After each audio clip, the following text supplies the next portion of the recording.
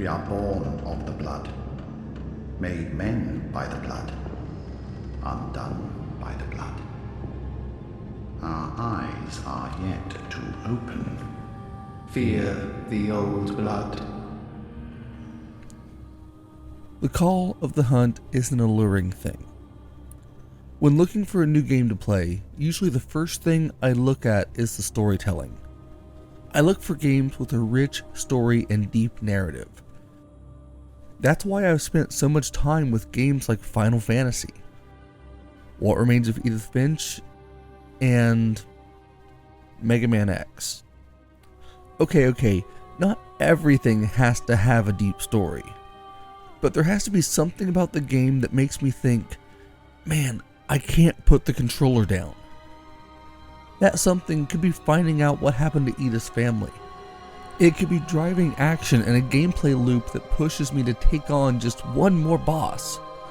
Or, apparently, dying over and over and over, but each time learning just the tiniest bit more than I knew beforehand.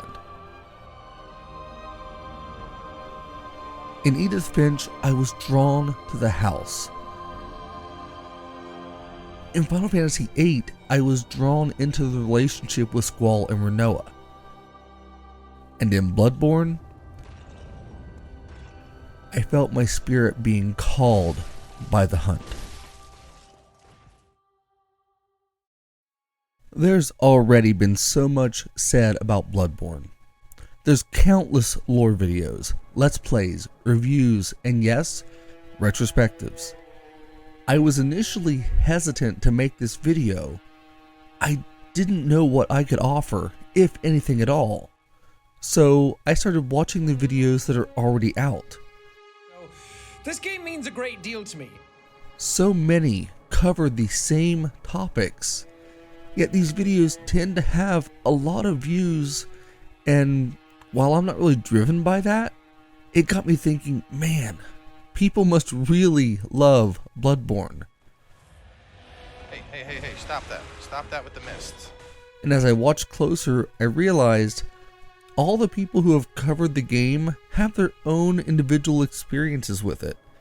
And despite the monotony of seeing the cleric beast fall in videos or hearing quips about the good hunter, I was enjoying these videos, and the reason is that I really enjoy hearing people sharing their experience with games that I love. He all like blind and stuff. He don't got no eyes. I still remember how I felt when I first defeated the cleric beast. And this is where I get my confession out of the way. I am bad at this game. I was already a much higher level than most would need to be in order to take down the beast. And yet I was loving it. It felt nice to unwind after work and stalk the opening section of Yharnam and work on new techniques as I took down so many Yharnamites. And of course I usually got killed by anything that was tougher than that. But reminiscing on that just went to my point. I had my own unique experience with Bloodborne. I've got my own story, and I hope that if you've watched this far, you're at least moderately interested in hearing my journey through the long hunt. In this video, I will be briefly discussing some of the development behind the game before jumping in and going through Yharnam, telling the story as I experienced it. Because telling you my personal experience is the most honest thing I can do. As I write this, I've only just gotten a short distance into the game for my footage, so I have no idea how long this video is going to be. I guess it'll be as long as it takes. So please join me in the hunt. Seriously, join me. Because the one thing we know from Bloodborne is that the hunter is never alone. I'm the Unhinged Gamer, and this is my experience hunting in the dark and twisted land of Yharnam. The Bloodborne Retrospective.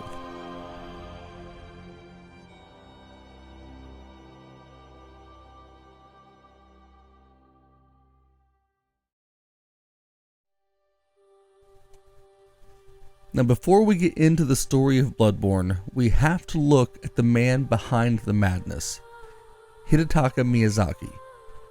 He rose through the ranks of FromSoftware, a company known at the time for its Armored Core series, among other titles. He was a bit of a late bloomer in the gaming industry, breaking in at 29 years old with FromSoftware.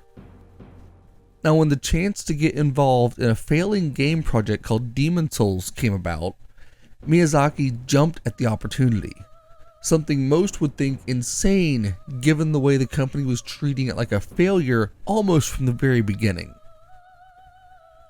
Miyazaki ended up taking the lead on the project and made massive changes in the direction of the game, while the company higher-ups considered the game to be nothing, so they didn't really pay close attention to what he was working on.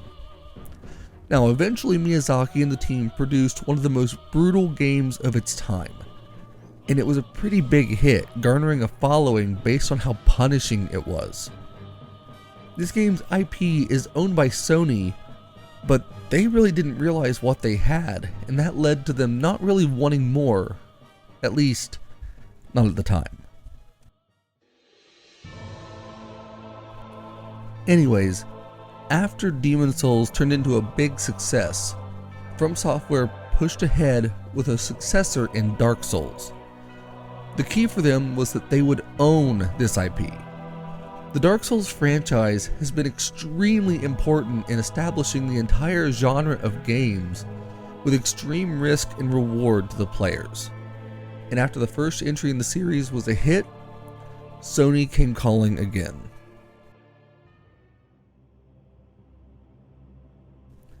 See, Sony soon realized that the popularity of the genre was something new and special, and they wanted something special for the PS4 of their own. This led to Japan Studio, which is a Sony subsidiary, approaching FromSoftware about working together on a new title. Miyazaki was eventually convinced to give it a go and set out to create something new and unique. Long gone was the heavy armor and blocking with a shield. They set this new title in a Victorian Gothic city called Yarnham, using oppressive architecture and tight spaces to make a very claustrophobic atmosphere. The game was fast-paced, taking the Souls formula and giving it a twist to create something new but familiar.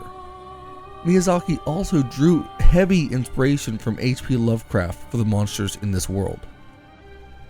This new title had a much darker feeling than even the Souls games had.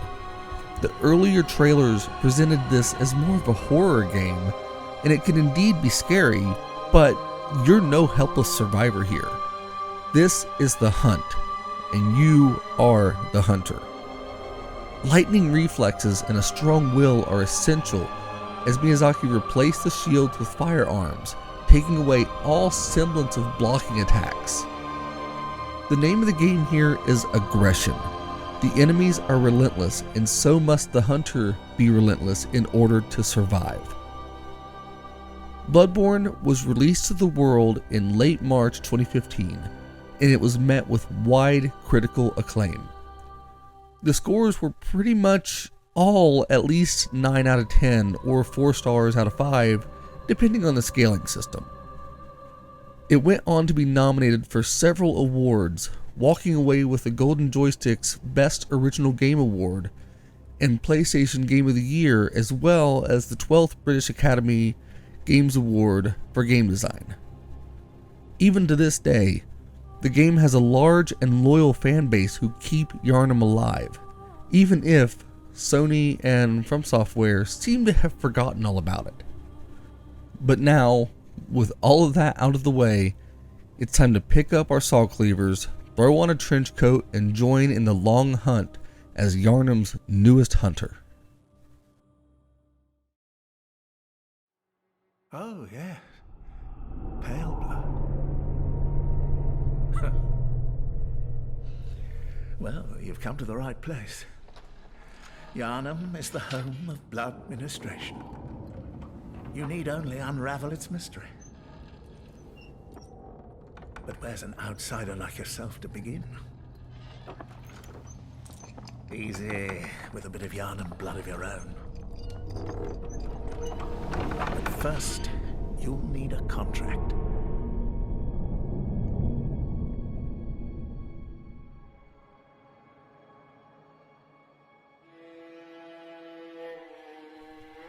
The game's story begins with your character laying on a table. A strange man is talking to you about your contract and the beginning of a blood transfusion. It's all very jarring, with the player character disoriented and falling asleep.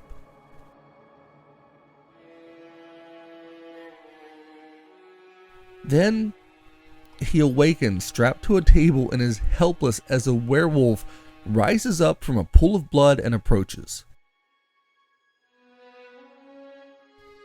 You can do nothing but watch before the creature is blasted away by fire, only for small white ghouls to climb out onto you and draw you to wake.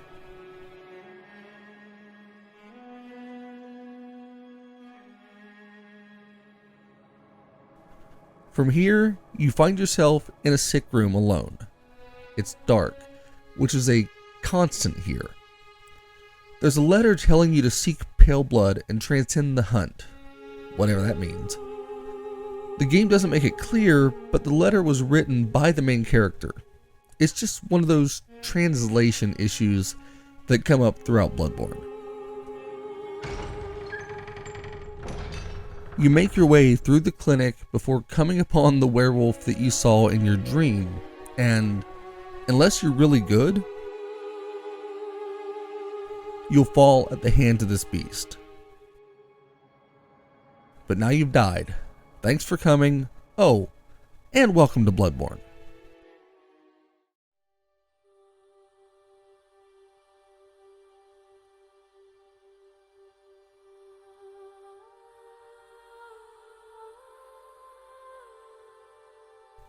Next, you awaken in a new location, the Hunter's Dream. Apparently, the contract and the blood that you received have tied you to the hunt, a supernatural event where you send your spirit into the real world to join in the hunting of beasts. But when you die, you reawaken in the dream, really blending what's real and what's a dream as the game progresses. Here in the dream, you can enter the hunter's workshop where you'll meet Gehrman, the first hunter. He is the keeper of the dream and your guide. He'll welcome you to the hunt and tell you a little bit about the events, and then even offers the services of his doll in a very creepy fashion before you're left to search as you wish. This is the main hub of the game. You'll level up here, make purchases, choose destinations, and upgrade your weapons. We also learn that those little white imps from earlier are called the messengers, and they offer you a few gifts, a firearm and a weapon of your choosing. Now, unlike most games of this nature, the weapons you get here are adequate to level up and keep the entire game. I chose the Hunter's Cleaver, which feels appropriate as it's the most heavily advertised and promoted weapon in the game. And I got my blunderbuss, and then I was ready to cleanse the streets of Yharnam.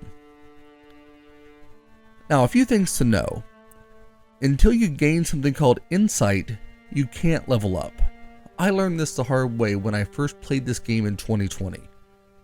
And the streets are claustrophobic and confusing, everything circling back on itself in a winding Victorian hellscape.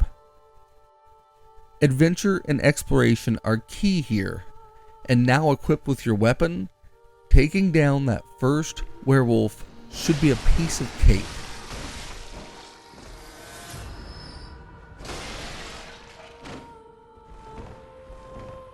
Afterwards, you leave the hospital and step into one of the most beautiful and breathtaking game settings that I've ever experienced. Yharnam is a massive Victorian city, and the sky here just feels so oppressive. Hell, the entire city is oppressive. This place feels hostile. pretty soon you'll get your first taste of some of the city's residents, who are happy to send you packing. You are an outsider, and even as a hunter, you're not welcome here. Yharnam is for the Yharnamites. You'll quickly find a ladder to open up access to the city, and the game teaches you with that finding openings like this are the key to exploration. Once you get to the top of the ladder, you can light a lantern. These are your means of traveling back into the hunter's dream.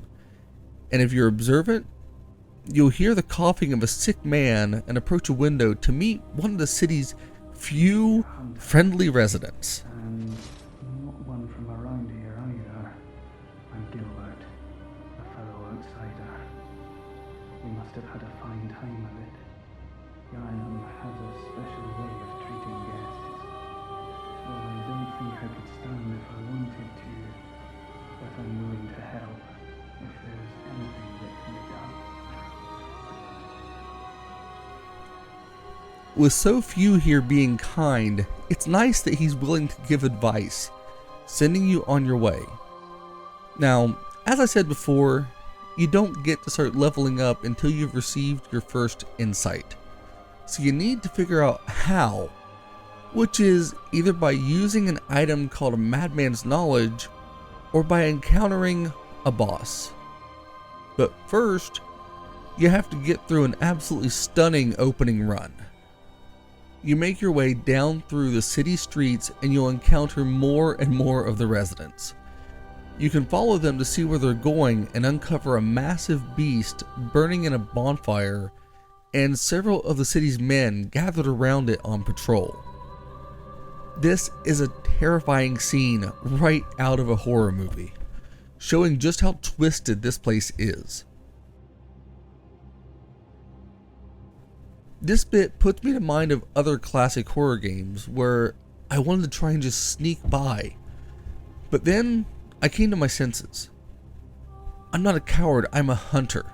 And again, a hunter must hunt.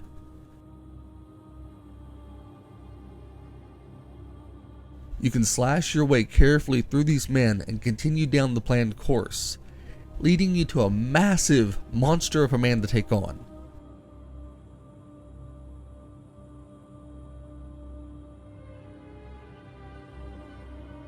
Or, if you're clever and explorer, you can find your way to drop down to a lower level and take out some dogs before making your way through one of the city's buildings.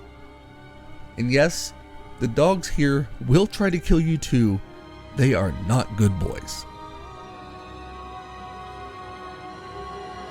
But anyways, once you carve your way through the small building, you can head out a side door which will lead to the gate back to where you first found the central Yharnam lamp. From there, if you head back into that building and go through the upper level, you can turn left and with some luck, you'll make your way to the Great Bridge. Now, we were told earlier by the man in the window that this Great Bridge is closed off, but as you approach, the first, albeit optional, boss appears. It's an exhilarating moment seeing the cleric beast leap from Cathedral Ward through the air and land in front of you, ready to take out the nosy hunter. And there's a very good chance that he will succeed at least once. But now, you've got insight, and that's all you need, because now that you've seen something that humans were never meant to see, the insight, it's just that. It's an opening of your eyes and your mind to a greater world than you knew before. Hello, good hunter. I am a doll, here in this dream to look after you. Honorable hunter, pursue the echoes of blood, and I will channel them into your strength. You will hunt beasts, and I will be here for you to embolden your Now, spirit. back in the hunter's dream, the doll is alive and will speak with you. She's there to guide you and help you to gain strength. And before I get too far ahead, FromSoftware has kept up a trope from previous games, and when you die, you can get back to where you fell to recover your blood echoes, the currency earned from taking out enemies. But if you die again before you find them, they're gone forever. So, from here, we can go back and explore more and gain levels, getting stronger and making it safer to travel the streets of Yharnam.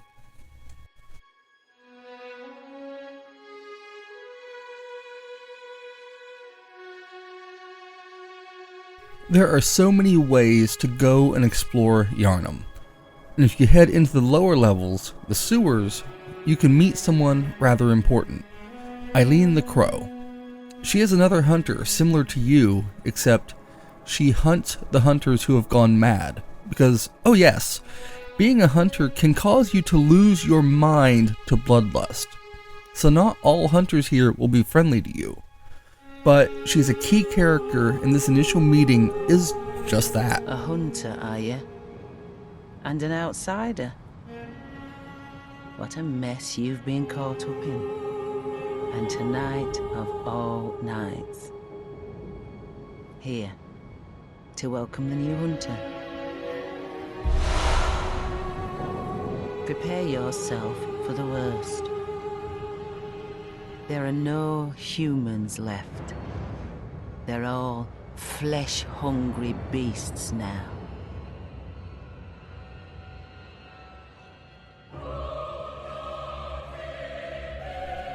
Eventually, I had the drive to head back up and take down the cleric beast, which was a brutal battle, but a great introductory boss who didn't really feel like an introductory boss.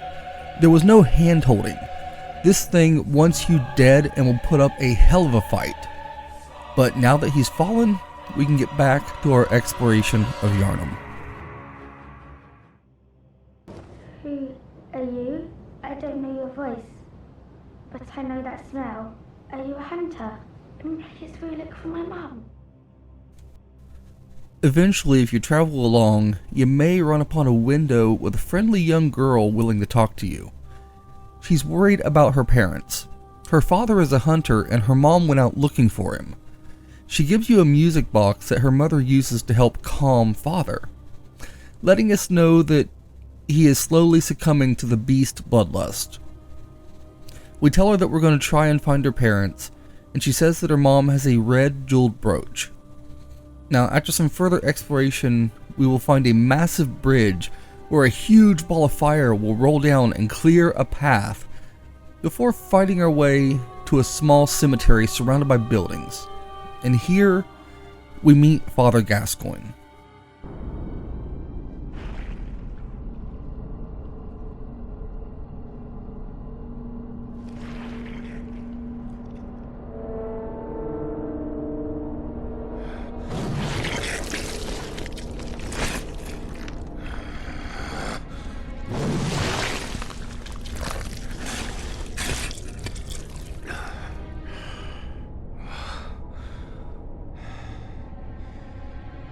Beasts all over the shop. You'll be one of them, sooner or later.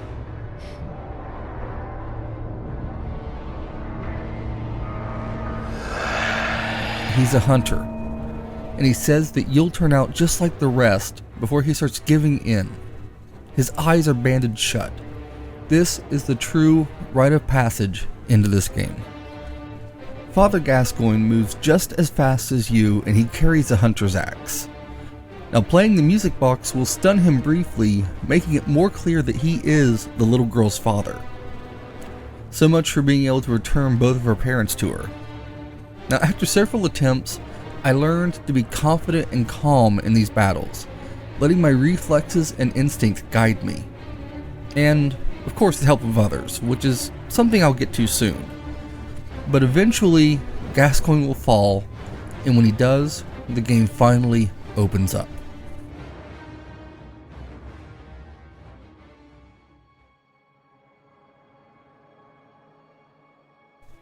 Now, you can move to the next big place in the world. But first, when we explore this graveyard, we come across the body of a woman. And on her, we find a red jeweled brooch. The mother was dead too, likely at the hands of her husband. She couldn't save him, and we were too late to save her. Now, if you go back to the little girl, she tells you about her sister as well, and if you let her know what happened, she'll try to run off to get someplace else, either to see her mother or to a safe haven. But the girl never makes it, suffering a terrible fate in the sewers. I know this from previous plays, so here I chose not to let her know what's going on, so that I could at least imagine that she was safe at home to see the next day. And it's little tragedies like this that really show you just how dark Bloodborne can be.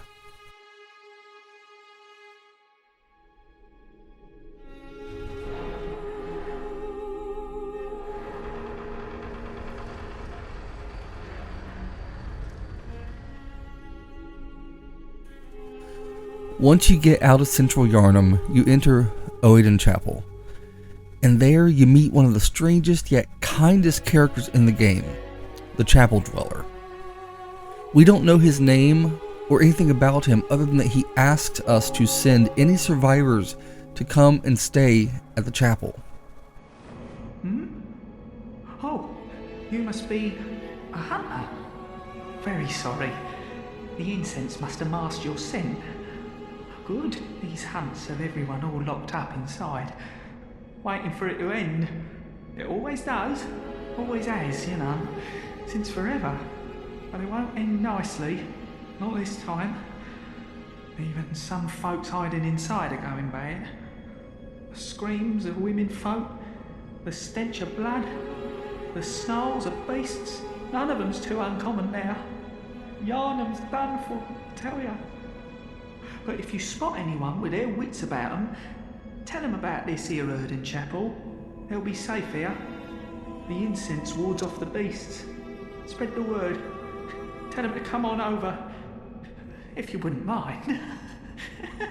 He is proof that looks can be deceiving, as he is a pure soul in this corrupted world. It's so refreshing to see someone like him, because he only wants to help others. I haven't forgotten. Do you think I owe you something? Well, that's a fine lark, I'd say. This whole mess that Yharnam's in, it's all your fault. You put it to the outsiders. As you go through the game, you can find a few people who are willing to go with you to the chapel. Hello. Likewise, if you get curious, you can return to Yosefka's clinic. And if you talk to her again, she'll ask you to send people to her to be kept safe there as well. So you've got options here. There's more than one safe haven. Or so it seems. Hippocratic oath. If they are yet human, I will look after them. Perhaps even cure them. This sickness, these beasts, they are not to be feared. This time the night is long. I may be trapped here, but I should do something to help. As I traveled, there were a few people that I encountered, and while I know that there are others, such as a cannibal, I chose to avoid him completely to save the others. Still, there's a nun that you'll meet a little later, and I told her about the clinic, and she was grateful. I also knocked on some doors and found one man who was a major jerk, and I told him about the chapel, but he instead headed to the clinic. I also invited an older woman as well as an adult worker to the chapel to sit out the night. It's not a lot, but at least I was able to try and help a few people.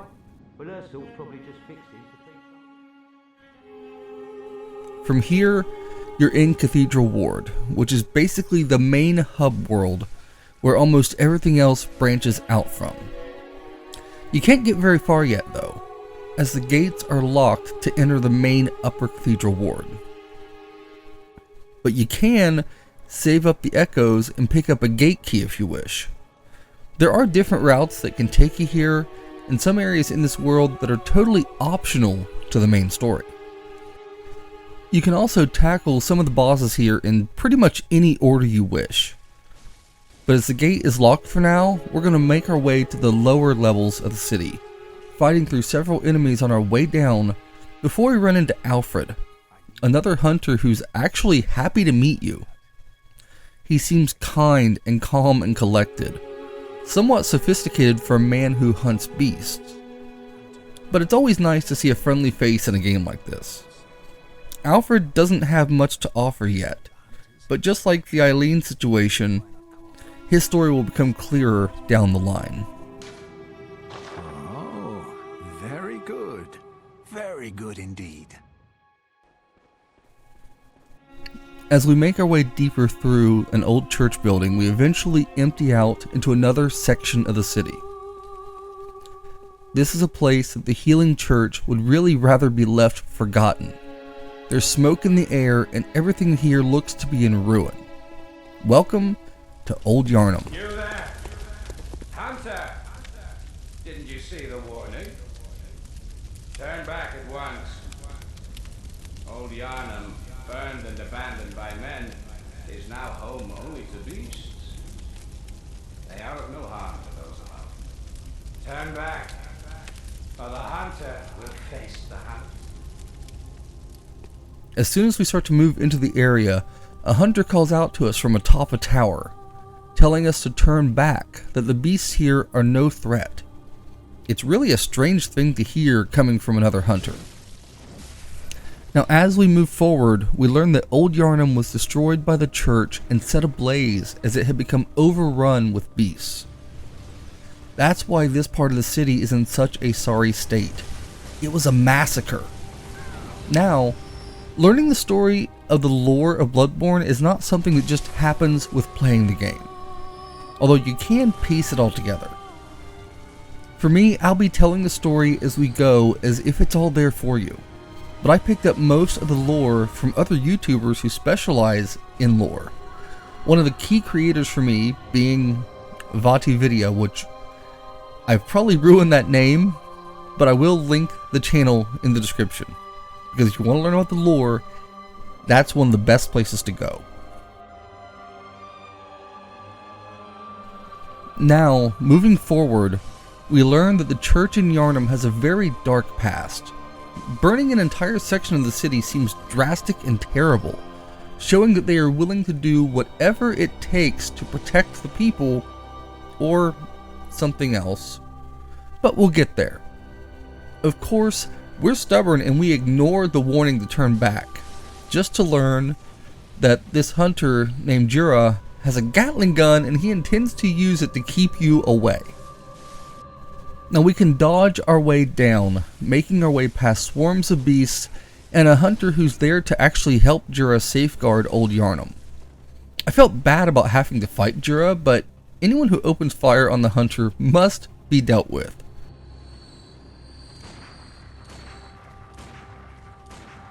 Sorry, bro. Anyways, after we get past Jura, we can safely head to the lower Old Yharnam, which is completely overrun with beasts as well as the werewolf creatures that we'd met before. We can continue down this path before entering an old, rundown church building to face the blood-starved beast. This creature is hard to look at, and as the name says, it's blood-starved, so it's frantic in its attacks. A starved monstrosity who is desperate to eat. And now you've put yourself on the menu. Now this is all entirely optional, of course. You could heed Jura's warning and leave Old Yharnam alone. But once this beast is taken down, we can light a lamp and head back to the dream. Now, we've cleared out a few areas of the game and the world is beginning to open up.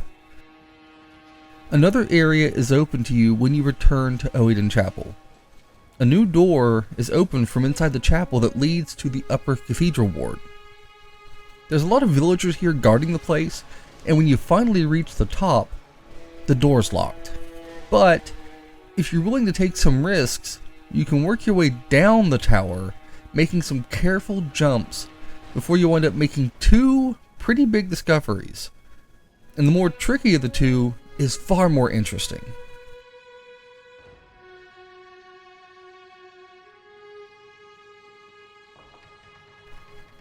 There's a door that you can reach that leads you to the Hunter's Workshop. And it's the Hunter's dream, but not a dream. This place is incredible. The structure that was recreated in the dream is a reminder that dreams can mimic the real world, and that this was concocted in someone's memory. You search the place and you'll find some useful tools, but most importantly, you discover a third of a great one's umbilical cord. A rather gross thing to just find, let alone carry around. And we don't know yet what it's even useful for. We also get to see the original doll sitting here on the floor, lifeless. It was so surreal the first time I came here, feeling like I discovered something that I was never meant to uncover. But now, it's time to move forward. If you make your way back down the tower, it's possible to drop down to the lowest level and take on a beast there before opening up the door and making your way down into the locked section of Cathedral Ward. Now from here, you can unlock one of the two great gates and make your way back to the chapel now that you've opened up another access point. And make sure to remember that door at the top of the tower for later. We will get back to it. With the door open and having cashed in echoes to get the gate key, we now have access to the rest of Cathedral Ward, which also means that we have access to several other locations. The design of the game would lead you up to the Grand Cathedral, and on my first playthrough that's exactly where I went, but this time, we're going to do some exploring first. I decided to head to the left of the cathedral and make my way down into the forest there. And this place is a mess. After a few failed attempts, I decided to just run it, dodging past the enemies in a mad dash. But I eventually was able to get to another lamp and light it just in time to escape back to the Hunter's Dream. Sometimes in Bloodborne, it's just best to run, and that forest section is perfectly easy enough to clear out, but I'm not that great at this game. Anyways, when you return to the lamp you just lit, you find yourself in Henwick Lane. This place is vastly different from the city of Yarnham, but it maintains that eerie, oppressive atmosphere and feels like it was created from an entirely different nightmare. There's women here dancing around and just enjoying themselves, but when you get near, they're even more vicious than the men prowling central Yharnam. They've gone completely mad.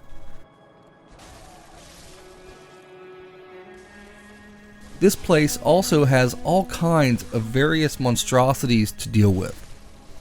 I enjoy traveling here though, as it was an easier area to see the oncoming enemies. Except for the damn birds.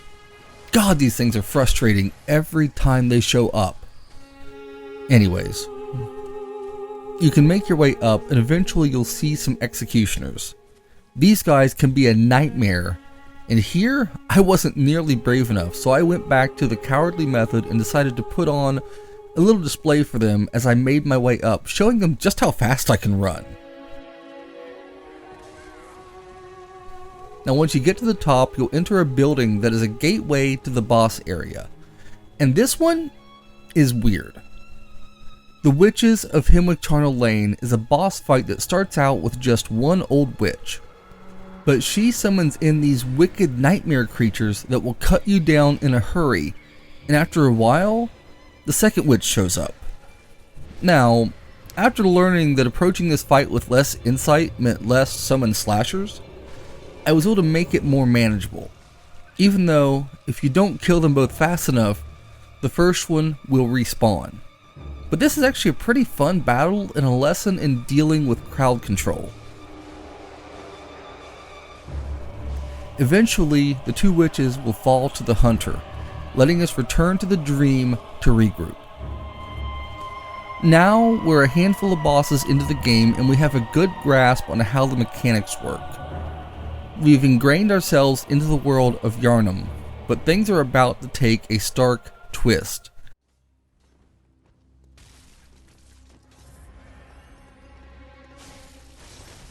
This world is a living, breathing entity, not just a stage for us to traverse. The lore of Bloodborne is rich, as we'll learn fairly soon, because our eyes have yet to truly open. That wasn't necessary of you, but you have my thanks. We made it with our lives. You're not bad at all. You must have killed Gascoigne as well, then. He was falling apart, I'm sure.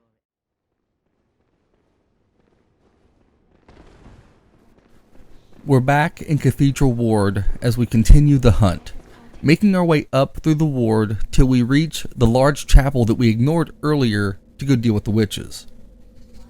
The place is heavily guarded and can be a great place to grind early on if you need to level or get resources, but we're here on a mission. The hunter is heading into the cathedral to meet Vicar Amelia. She is kneeling next to the skull of Lawrence, one of the old hunters and the founder of the church, and she's clutching a locket or medallion of some sort that holds great significance to her and her connection to Lawrence. As we approach, we see secondhand the horror that the blood can cause on humanity as she transforms into a beast not that unlike the cleric beast.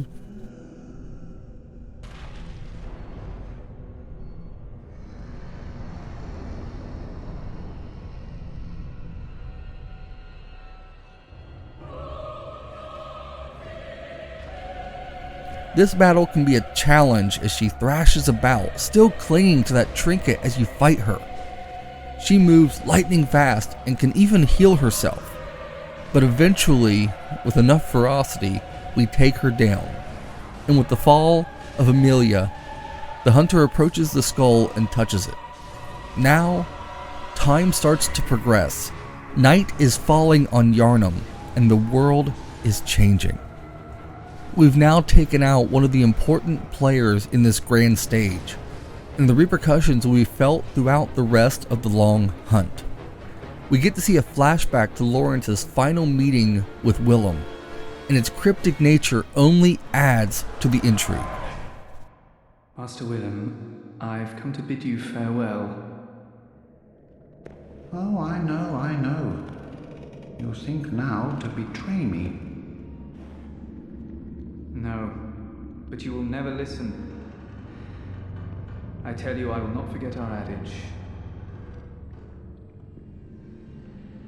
We are born of the blood, made men by the blood, undone by the blood. Our eyes are yet to open. Fear the old blood. I must take my leave.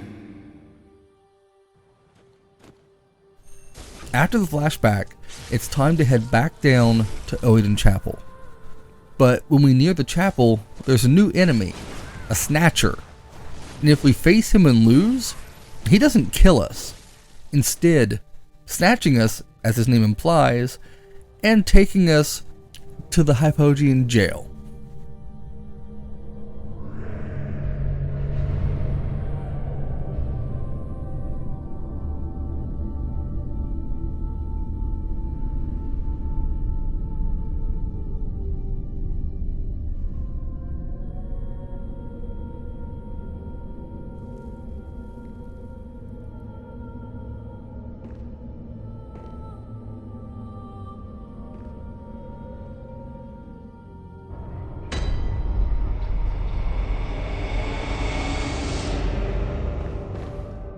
Here, we wake up disoriented with no idea where we actually are in Yharnam.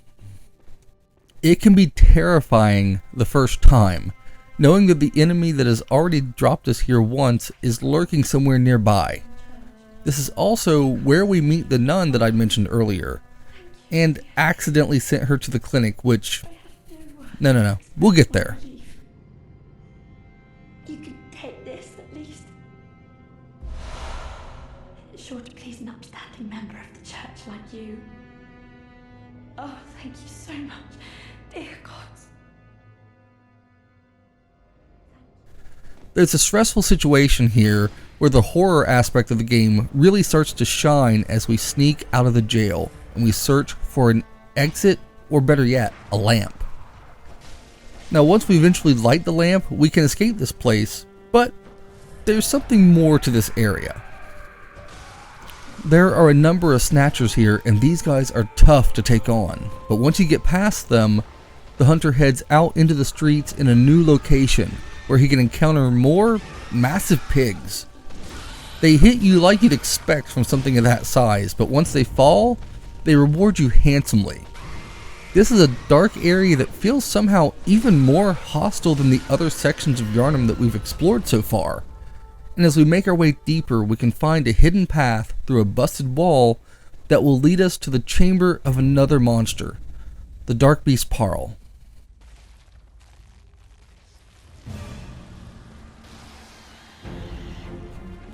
This creature is terrifying, lightning shooting out from the beast as it stalks the hunter. Even with a friend, this one is a major challenge, moving quickly and striking hard and fast. But with some skill, or in my case, some help, you can take down the Dark Beast and open a gate that leads into Old Yharnam. The interconnectivity of this world is absolutely incredible. As you travel, you can feel and see how all the locations connect together, adding even more to the immersion. And I want to address again, I summoned players throughout most of my journey here. I enjoy the game with other hunters. It's tough as nails anyways, so having an ally made it feel more manageable, and for me, it felt special. The idea of the hunt means that there are hunters, plural, and having friendly hunters with you, at least for me, just feels right. So if you're wanting to type LOL get good, that's fine, but we all have our ways to enjoy Bloodborne, and this was my way. I did it mostly on my own the first time as well, but I really like accomplishing my goals here with others and sharing in the victories and the defeats. But enough about that, now it's time to continue the hunt. From here, we're going to make our way into the Forbidden Woods. We'll run into Alfred again for a short and mostly uneventful conversation, but still, it's nice to see a friendly face again. But remember where he is, as he does tell you a bit about his hatred for the people of Cainhurst Castle, known as the Vile Bloods. Again, we'll get back there, it all comes back around. There's something I want to tell you. A bit of wisdom from the eminent master Logarius. Once, a scholar betrayed his fellows at Byrgenwerth, and brought forbidden blood back with him to Cainhurst Castle. It was there that the first of the inhuman Vile Bloods was born. The Vile Bloods are fiendish creatures who threaten the purity of the Church's blood healing. The ruler of the Vile Bloods is still alive today. And so, to honor my master's wishes, I search for the path to Cainhurst Castle. From there, we can make our way deeper through Yharnam and enter the Forbidden Woods. We are questioned by a man guarding the gate, and we give the words to fear the old blood. We learn this from Willem in the flashback. From here, we just find that the man who opened the gate for us is long since dead. Remember, what you see is not always reality here in Yharnam. Now, upon entering the woods, we reach an area that nearly broke me on my first playthrough years ago. It's just so easy to get lost here, and even easier to get surrounded by enemies and wiped out.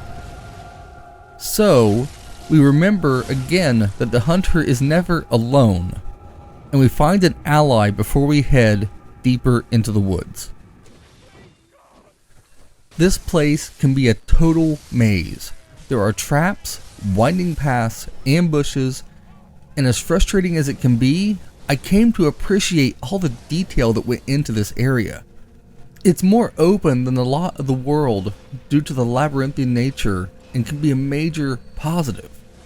As you make your way deeper, the world here seems to twist up even more, as some of the men patrolling will literally have their heads burst, replaced by snakes that have taken over their bodies, as well as some really disturbing snake ball creatures, both big and small.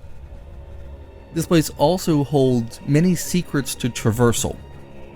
Now, if you follow one path through, you'll eventually come out into a large opening where you can meet the boss of the area, the Shadows of Yharnam.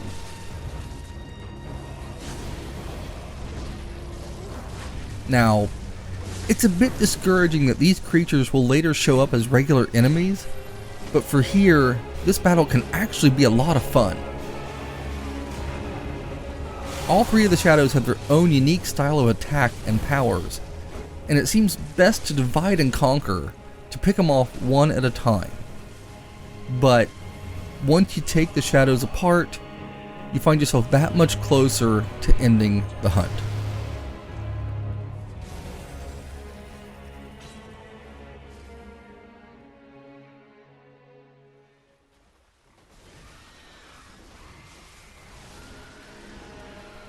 I actually took a little time after this battle to give back and contribute to other hunters' journeys. Now, I did this at a few points throughout the game when I felt stuck or when I wasn't ready to push forward, and it's really rewarding to assist other hunters, lending help in the same way that so many have done for me. Here, you'll see me doing my best to assist a fellow hunter as he has a clash with the Shadows of Yharnam. It felt great to know that I was able to help someone else in this area that had challenged me so greatly. Even now, one of my favorite things to do is go back and just wander Yharnam, ringing my small resonant bell, hoping to assist someone else who's struggling. Remember, a hunter is never alone.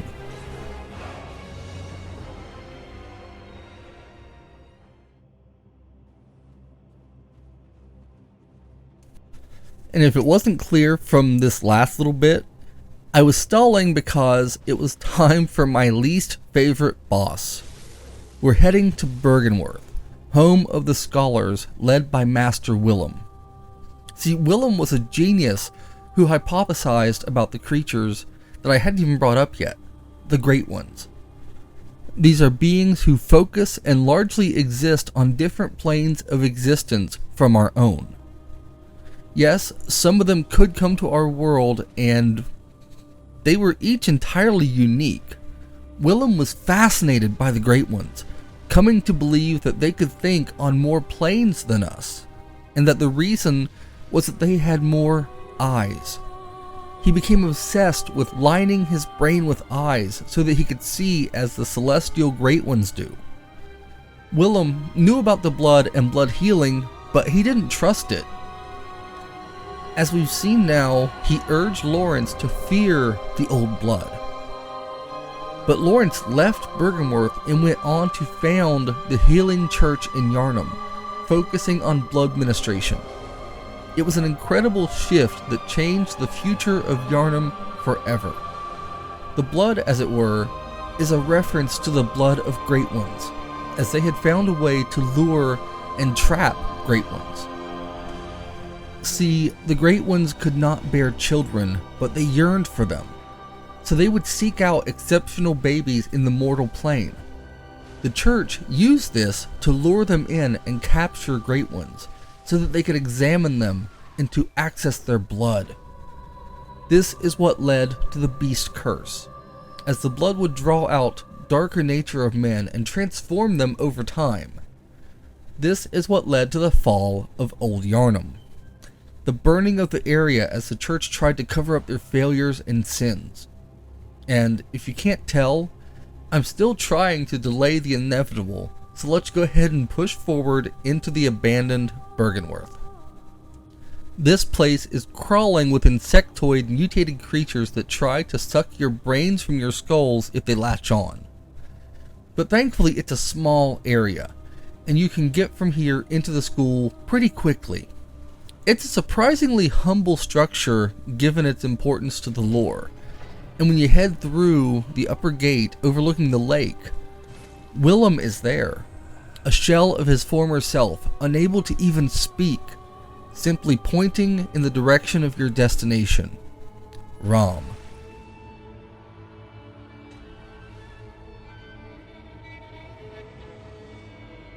And from here, we face a great one that doesn't look all that great. Rom is a nightmare to face, surrounded by smaller spiders that can one-shot kill you. I had to summon in help, and it still took several attempts, going through the phases where Rom will go from being completely docile to hitting you with powerful sorcery attacks and thrashing about. But after a lot, and I mean a lot, of frustration and perseverance, and the help of some far more experienced hunters. Speaking of, if you happen to see this, Viper Mortis, I sincerely thank you for your help here. I was able to get past the vacuolar spider, and then the world changed drastically.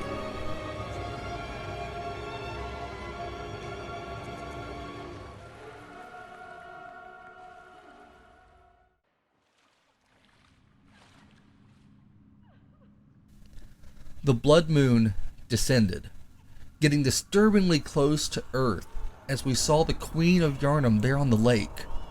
She's bleeding from her abdomen, and you start to hear a baby crying. This is a horrifying scene that fades to black as the night moves forward.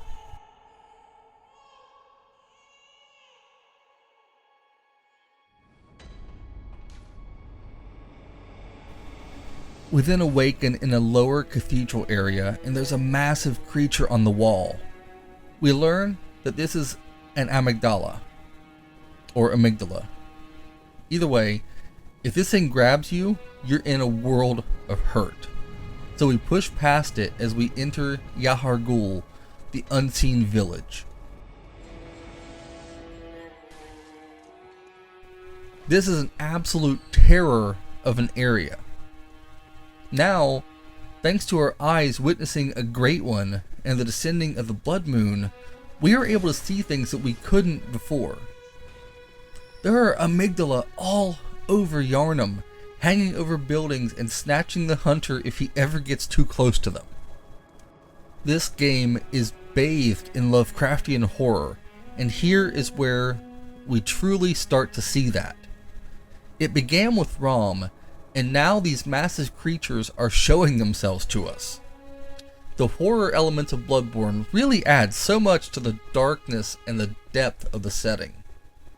It's one of the most hauntingly beautiful locations that I've ever encountered in a game, and it plays a huge role in drawing me back no matter how frustrated I get with my failures here. After this, I started to search the Forbidden Woods again, and eventually I found the path that can lead you full circle, climbing up a massive ladder that leads up to the back of Yosefka's clinic in central Yharnam.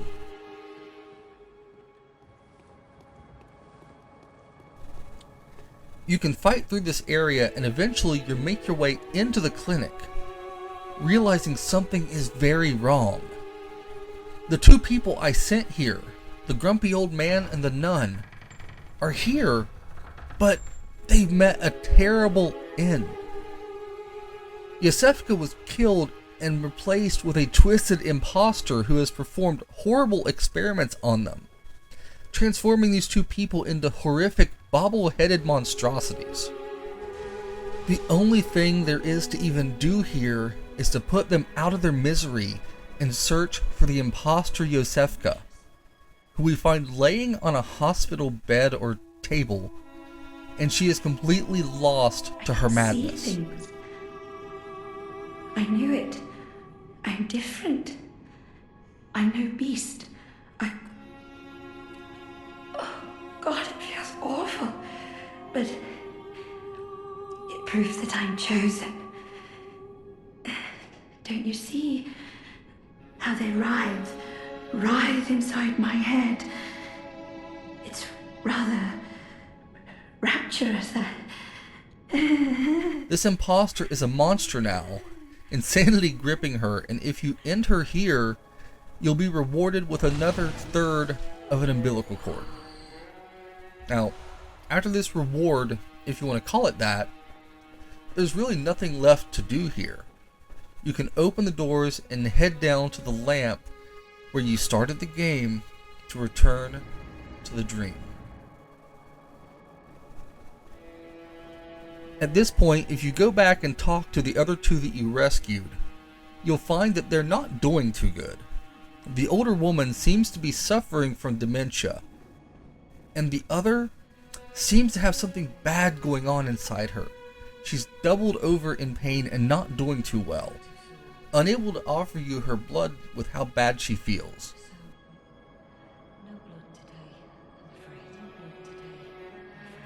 The temple beggar is worried that there aren't others left in the city anymore. The situation is dire. This hunt is different from the others. Too much blood, too much pain, fear, and hatred. The city is cursed, and tonight is a special hunt where nothing will ever be the same. And it's still far, far from over.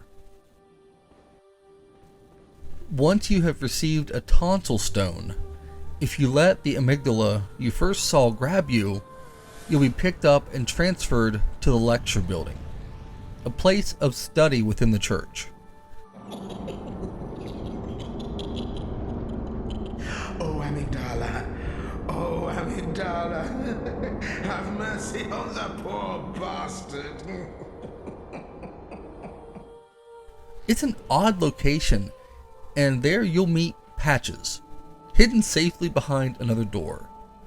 He taunts you, but other than that, he's kind of just a nice Easter egg connecting you to the other FromSoftware titles. Thankfully, I actually avoided the part where he will ambush you at a certain point in the game. You're nigh on a beast of the field, but here you are, treading a measure with the gods. But we don't really have time for that now. We're pushing forward. There are weird and twisted student blob men, and they hit hard but go down pretty easily, especially if you use shock, like the Tonitrus, to wipe them out.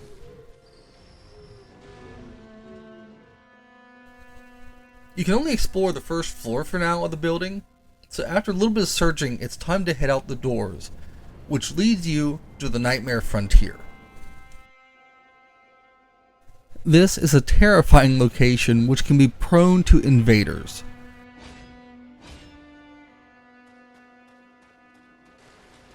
There's a poison swamp area here which has become a staple of the Soulsborne genre, and the enemies here hit really hard. There's also other hunters that will try to cut you down along the way. This is one of the more challenging areas in the game when traveling alone. It's an easy place to get turned around due to the more cluttered landscape. And the crazy part is that this entire section is optional. Your hunter could avoid the Nightmare Frontier, but in Bloodborne, when you find a new location, it doesn't matter if it's optional. You have to explore, you have to hunt. Taking down some of the beasts here can feel extremely satisfying, and when you get to the end of this massive messed up area, you'll get a chance to finally get some payback against one of those big Lovecraftian bastards. Here, we get to face Amygdala.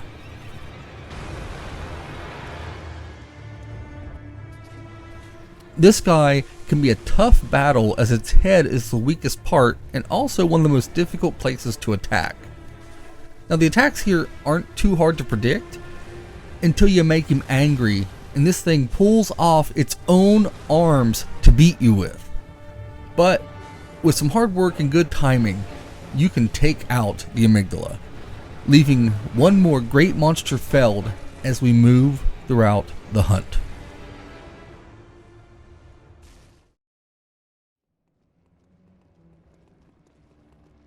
If we return to the building where the amygdala spirited you away to the lecture building, and instead we push forward through the open door, we'll find our way into an area that can be absolutely infuriating.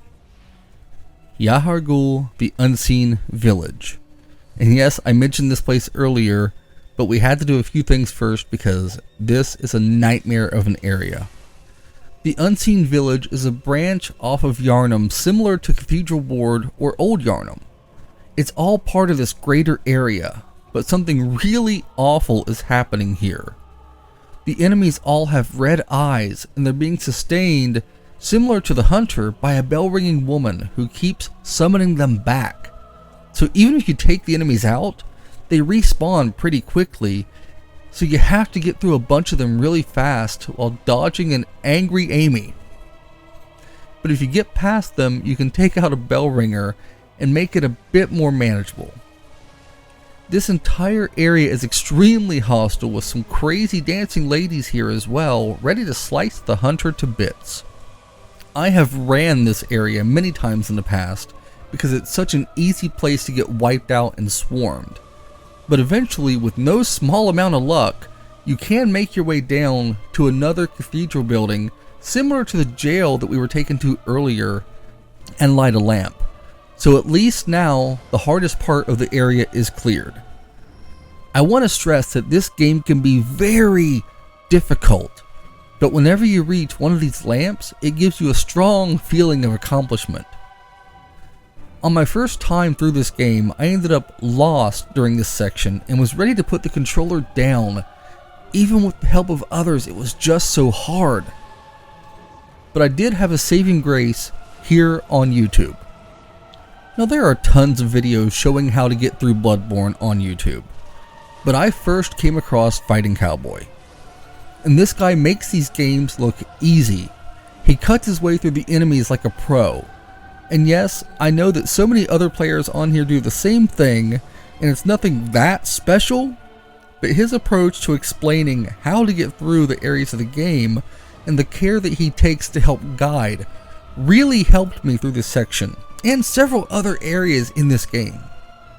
And that was no different for me on this playthrough. So, if you're stuck in pretty much any of the Souls games, I highly recommend checking out his channel. He helped me keep going, and I'm really not that good at these kind of games, but his advice made me feel like I could do it. And now we move deeper into the Unseen Village. The lower level has some terrifying monsters. Boxes with heaps of mangled body parts will attack. The enemies here are all extremely aggressive, and the glow of the blood moon gives this surreal atmosphere even with all the other horrors that we've faced so far. And just when you thought you were getting somewhere, we meet this.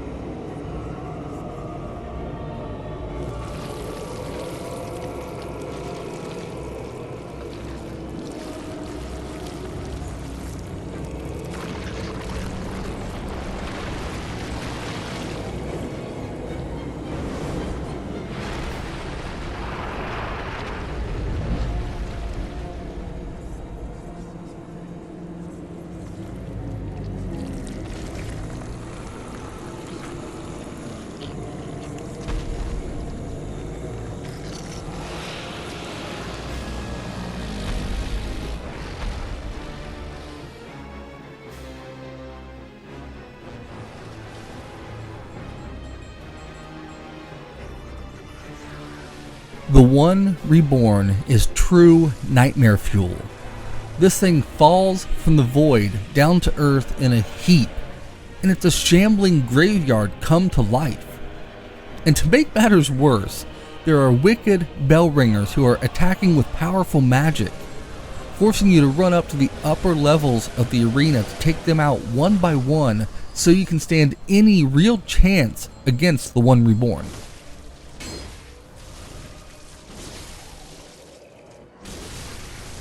This battle isn't all that difficult once they're all out of the way, but the scene is still awe-inspiring in all of the most horrific ways. This thing would be right at home in Silent Hill or some other horror game, but here it is for the hunter. And when it falls, things shift yet again. Another gate opens up, but first, we've now got a key that I didn't even think to use in my first playthrough of the game years ago. So we have to head back to Cathedral Ward.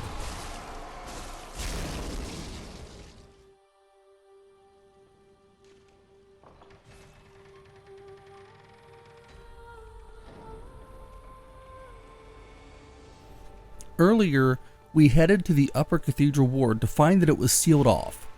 Well, now we can get up there and uncover some of the true sins of the Healing Church and the church choir. The upper levels here are home to two rather disturbing discoveries. Now, there's a slew of enemies here, and this place can be a challenge alone, which is why, as you've seen throughout this entire video, I sought out an ally here. There's horrors here that show the Healing Church was into some very twisted things. It feels like the world of Yharnam is so corrupted. Good is hard to find. All dark shades of gray. The only thing for certain is that the church choir held secrets that the church did not want to ever let out to the public. As you make your way deeper into the realm of the choir, beasts will try to ambush you. I missed out on this section the first time I played through the game, so I really didn't know what to expect here. My allies fortunately knew the way and helped guide me through. The darkness of the halls made this one of the scariest places in the game for me, which really made it an exciting adventure. And when we opened the doors that made our way out of the choir building and into the garden, I was able to get a better understanding of the true cosmic horror. Opening the orphanage door, which is more horrific than it should ever sound, but in this world, encountering my first of the celestial emissaries on our way into the garden to face the first boss of the upper Cathedral Ward, a swarm of these mushroom-looking creatures.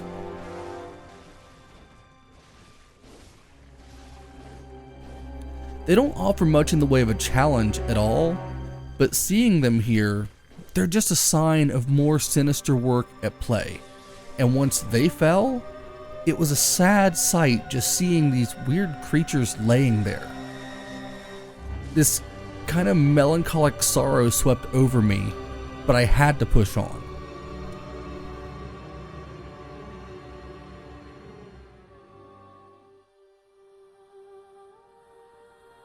We moved into the upper level again of the building and carved our way deeper, knowing that a great truth was still hidden. We sunk deeper into the home of the choir, and then we discovered the altar of despair and the truth that's been hidden by the church. Approaching Ebrietas, one of the great ones. She didn't even acknowledge us as we approached, lost in communion with another higher being or just sleeping. But once she awakened, a brutal fight began.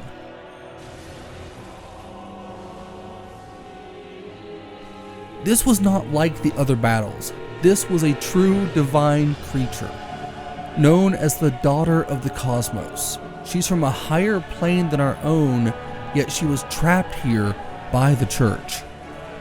This battle can be brutal as she thrashes around trying to take down the hunters who attacked her first, making me wonder if I was the villain here as we took down the Great One. After she fell, there was no big celebration, just an empty altar and an empty chamber. The Altar of Despair had a creature similar to Rom laying upon it. Perhaps Iriadis was grieving the loss of a being that she held dear.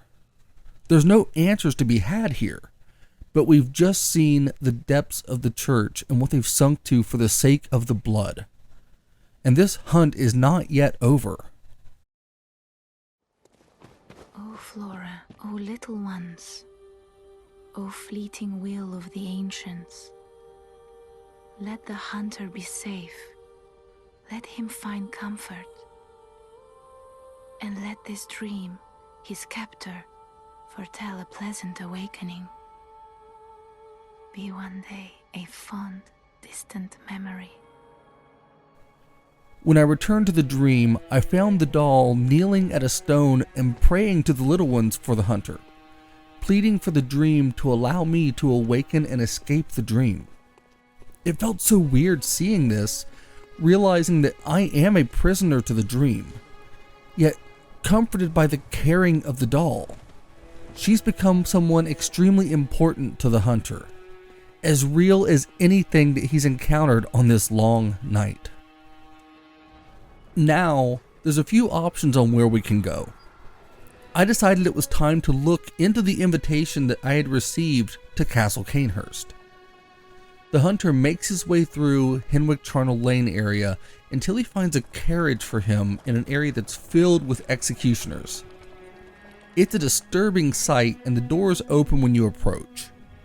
The hunter enters and is taken away to the hidden castle.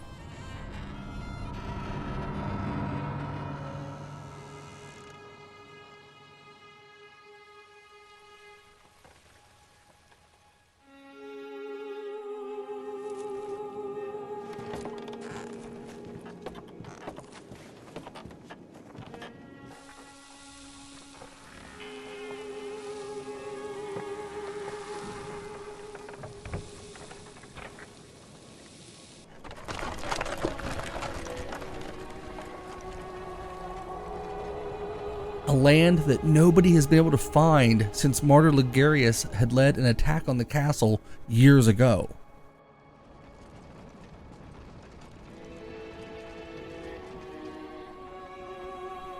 Now, the hunter disembarks outside of the most amazing structure, in my opinion, of the entire game.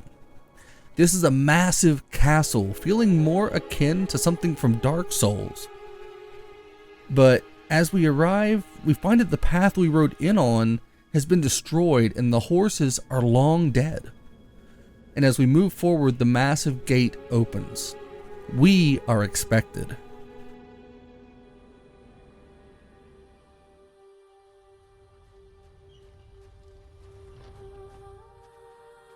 There are some dangerous enemies here, and it can feel like a big spike in difficulty.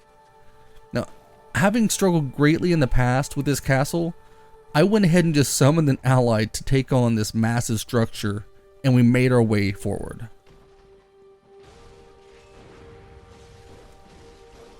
Inside the castle are phantoms of women who once lived here, and they will do their best to make sure that you know how unwelcome you are. The castle is in ruins, signs of the assault led by the church on the Vilebloods, the people of Cainhurst. The sad truth is that the Vilebloods are really not different from the church, but the church wanted to be the ones with all of the power of the blood. As we head deeper into the castle and it opens up, a degree of loneliness can creep in. This was once a lively place, but we never get to see that. It was ruined by the church well before our time. The architecture here is stunning and elegant, and as we head up onto the rooftops, we get closer to uncovering what really happened here. There's ambushes from gargoyles, but once they're taken out, it's time to cross over to the top of the opposite building. It appears to be empty and shrouded in mystery. We can see the corpse of Martyr Ligarius seated on a throne in the storm. He's holding a secret and intends to keep you from uncovering the truth. Awakening and preparing to take down the hunter.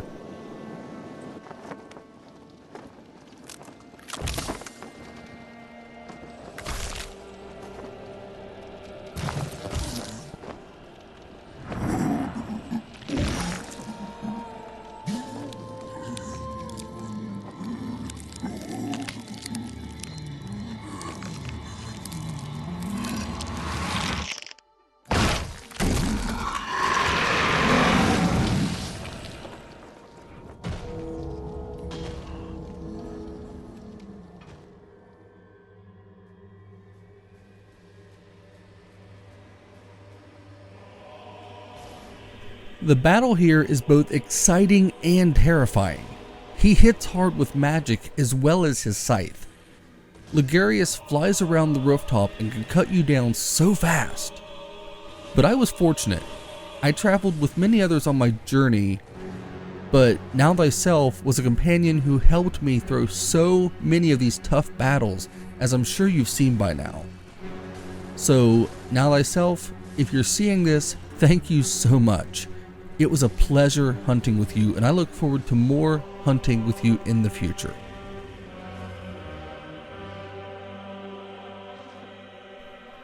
After we took Ludgwig down, I didn't realize immediately what to do next, until I put on the crown and realized that it opened up a hidden part of the castle, the throne room, and within it was the Queen of Cainhurst Castle, Annalise.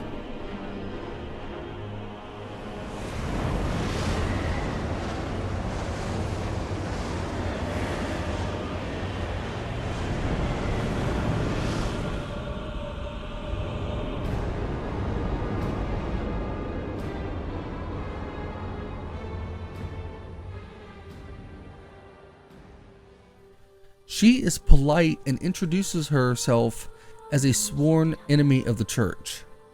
She's surprised that the hunter is not hostile, but we really don't have a reason to hate Annalise. We have seen the evils of the church, and now we're being given the invitation of the queen to join her. So rather than face the queen, I chose to take her blood, keeping the vile bloods alive.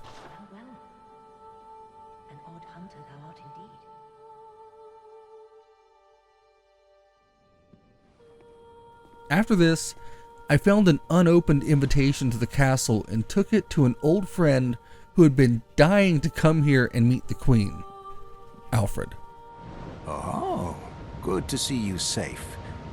Now, let's think up something to discuss. Just tell me what piques. And yes, I realize that it's chaos to side with the queen and then do this, but I wanted to know what would happen for the video. And because a little chaos in Yharnam somehow makes sense and feels right. I've heard tell of Cainhurst nobles and their amusingly pompous invitations. Wonderful. I thank you profusely. Alfred is ecstatic, and if we then head back to see the queen, well, we walk in on this. Grounded this rotten siren into fleshy pink pulp. There, you filthy monstrosity. What good's your immortality now? Try stirring up trouble in this sorry state.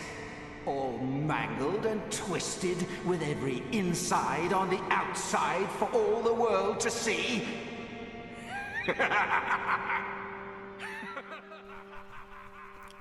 Alfred has totally lost the plot. He's gone completely mad with hatred, drunk on his self-righteousness, and has destroyed the queen, who is still undying, left in this state. This once polite, kind man may still have human form, but he has shown himself to be a true monster. And what's worse, he thinks that he's doing the bidding of Ludgwig. But Ludgwig knew that this wouldn't work. And after the hunter takes out the mad Alfred, you can then take the remains of the queen back to the altar of despair. And then she's resurrected to her former self. Alfred died for nothing. And yes, I know even if you just let him go, he will try to become a martyr on his own by, unaliving himself. But it's so pathetic. Blindly following something without even understanding his actions really led to another folly of the healing church. But now, we've got more work to do. The night is still far from over.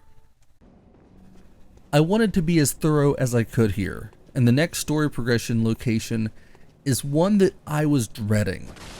So, with some courage and anxiety, I took my first steps into the DLC of Bloodborne. and headed out into the courtyard to be snatched by the amygdala there, and was taken to the hunter's nightmare.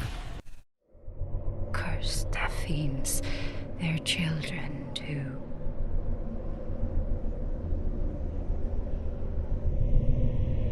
And their children forever true.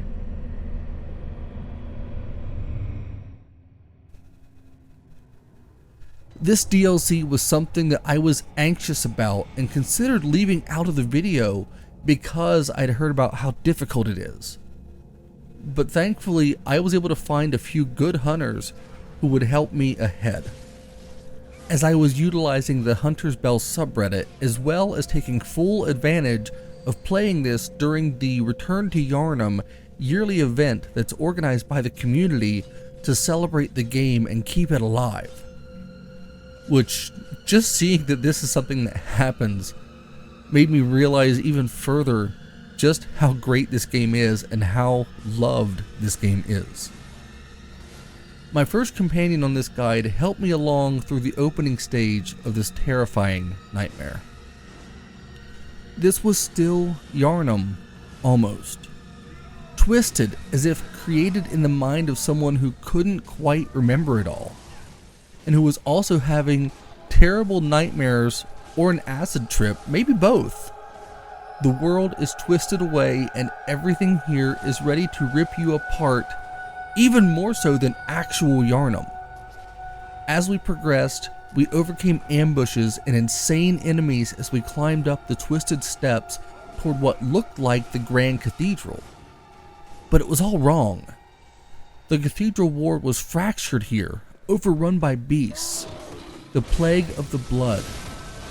When taking out some of these enemies, it sounded like they were being woken into absolute despair as they fell.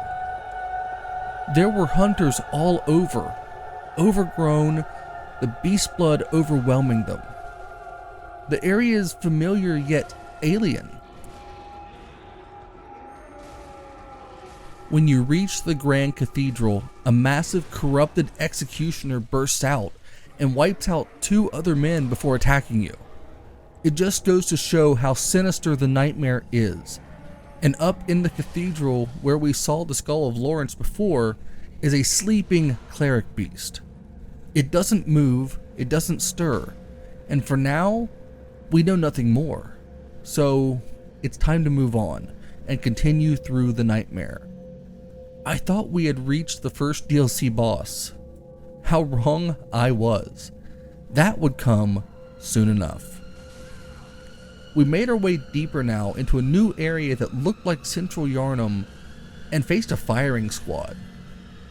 So now we're shambling about and dodging bullets, trying to get in to take down the enemies here. And if you aren't careful, that happens.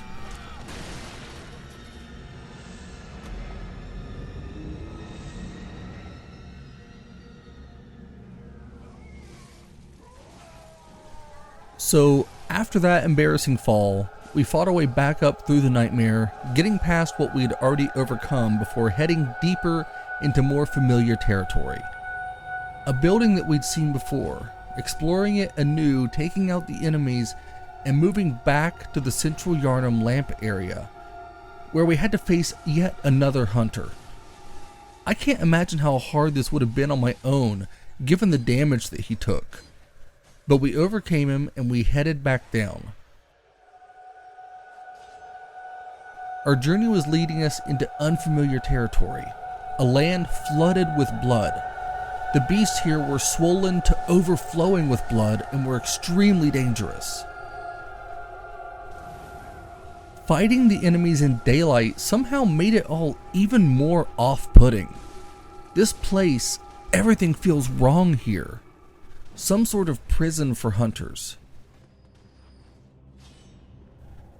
We meet a hunter here in a moment of peace who seems to be an ally. Your sanity, aren't you?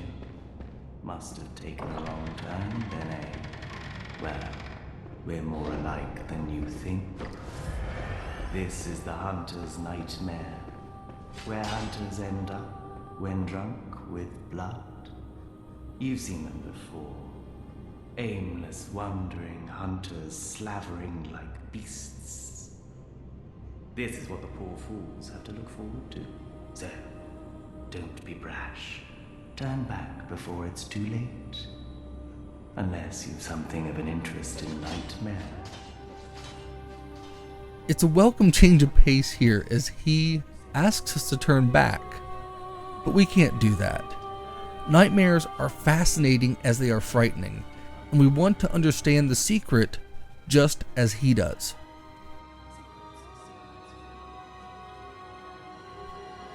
From here, we head deeper into the blood-flooded land in search of the truth.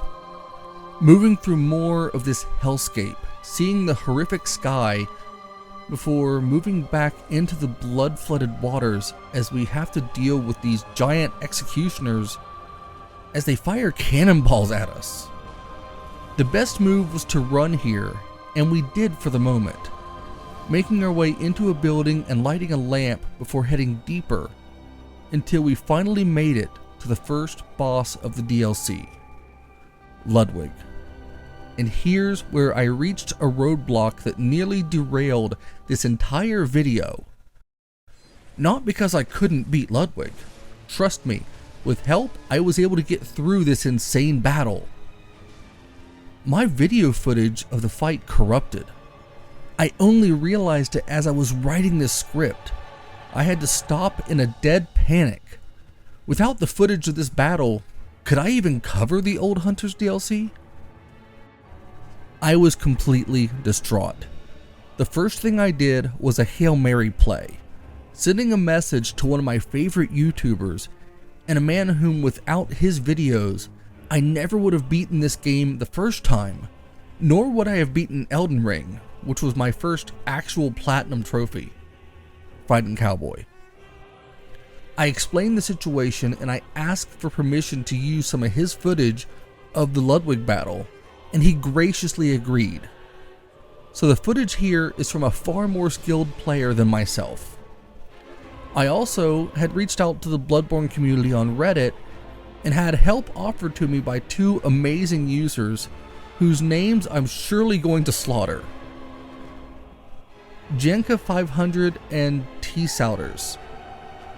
I'll have those spelled out on the screen somewhere here just because I'm pretty sure I didn't say those right. Anyways, I just wanted to give you both a special thank you for reaching out and offering to help me keep this video alive. Ludgwig is one of the toughest bosses in the entire game.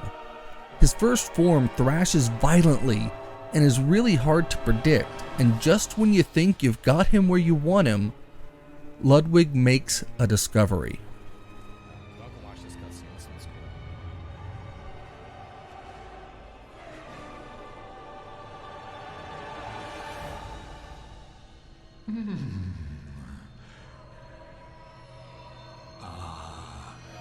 You were at my side all along.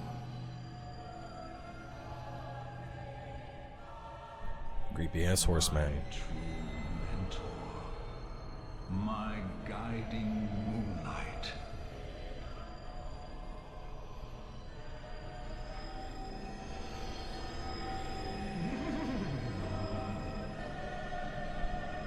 You gotta wonder what kind of drugs Miyazaki was on when he made this.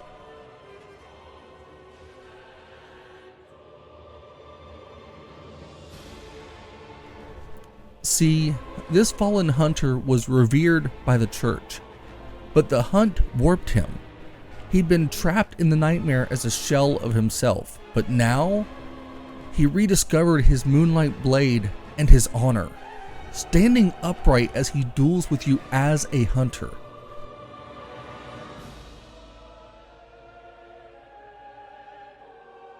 It's an incredible transformation to witness, even if the battle is made much harder now. But with perseverance, the hunter is able to best Ludgwig in an honorable combat, leaving him as a heap or as a head, wondering if his work meant anything.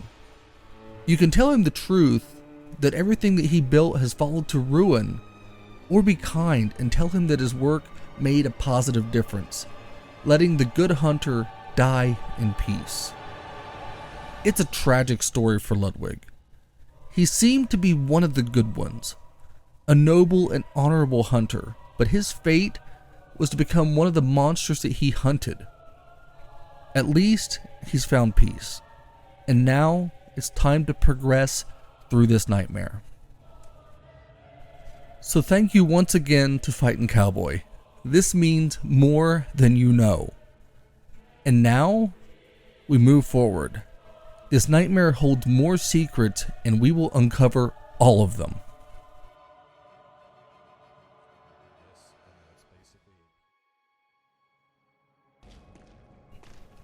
The hunter we met before is now standing over Ludwig's head, and he speaks about Ludwig's fate, calling him a hero. He died with his ideals untarnished.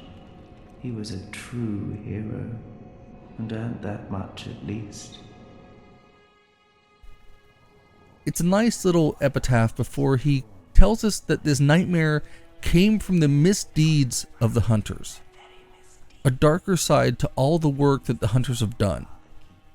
I love uncovering the mysteries of this game, and the nightmare is an absolute gem and an amazing addition to Bloodborne.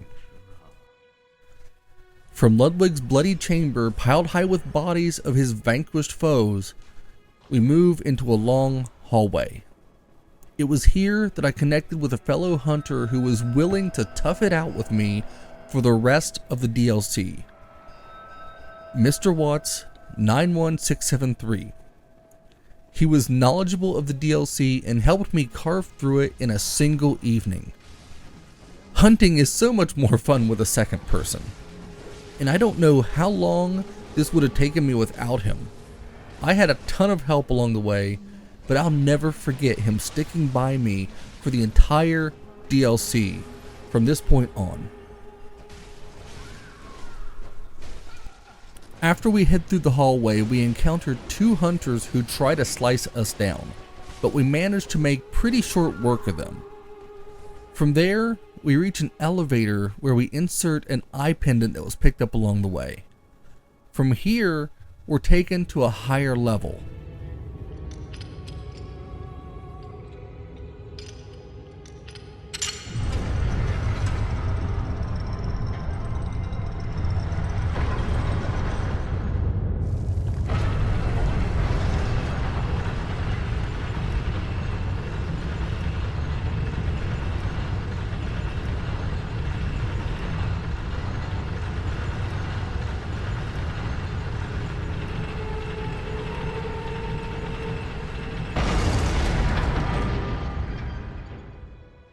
The building we're in is actually beautiful in its style and architecture. We see a pool of bodies, but our destination is higher up the spiraling staircase. This place, from a complete perspective of just the design, makes no sense. But again, it's a nightmare. We have to slice through these mutated people with bags on their heads who look more at home in a Silent Hill game than Bloodborne. And then we make our way higher. As we head up this massive tower into further winding staircases, I do wish I'd spent a little more time trying to explore here. But we were on a mission and I wasn't about to ask him to slow down after he was so willing to help. Now we're headed back down to a lower level. This entire area is confusing and I have no idea where I really was. But we do see one of the afflicted women here tied to a chair asking for Lady Maria and asking for brain fluid. This was apparently just opening up a shortcut, but now we're back up the staircase. These are deranged patients of some kind, and I suppose Maria was helping to treat them. Now we're in the upper rafters of the building and we're moving even higher. This is an insane stretch. The nightmare far more twisted and confusing than I had imagined. We encounter another hunter and manage to slice through this guy with ease before leaping down to a lower level that finally leads us out of this stair maze.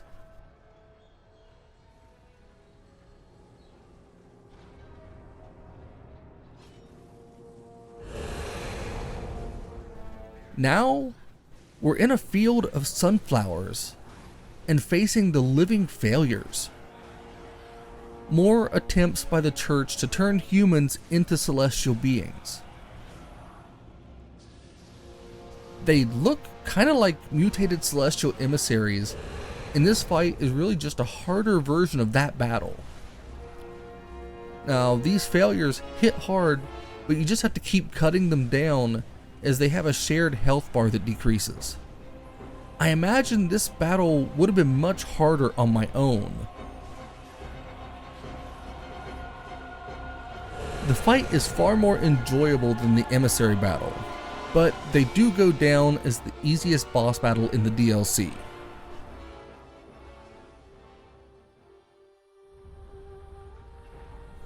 Now at this point, Mr. Watts had to go back for a while, and I got to travel alone for just a tiny bit as I realized that the elevator that I took to get higher held a secret: Lawrence's skull. After gathering that, I head back up to where I came before. See, I was supposed to pick up the skull earlier, but realized after the fact that I had missed it. Now, it was time to enter the Astral Clock Tower. There's nothing to fight through here. We just head inside and confront our next challenge. And the horror of my situation struck again. I realized that I had misplaced the footage of my Lady Maria battle. And here I really wanted to give in. This was just so much failing on my end. I didn't even have a video. I don't know if I failed to save it or what. So finally I decided to double check my PS5 to ensure that I didn't make a mistake.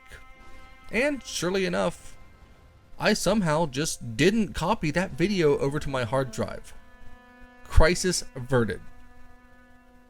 Now I only kept this in here to show that small things like this can cripple production on video projects, especially ones of this size.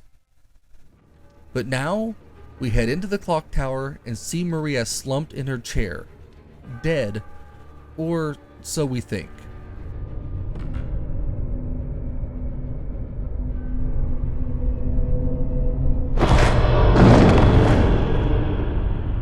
A corpse should be left well alone.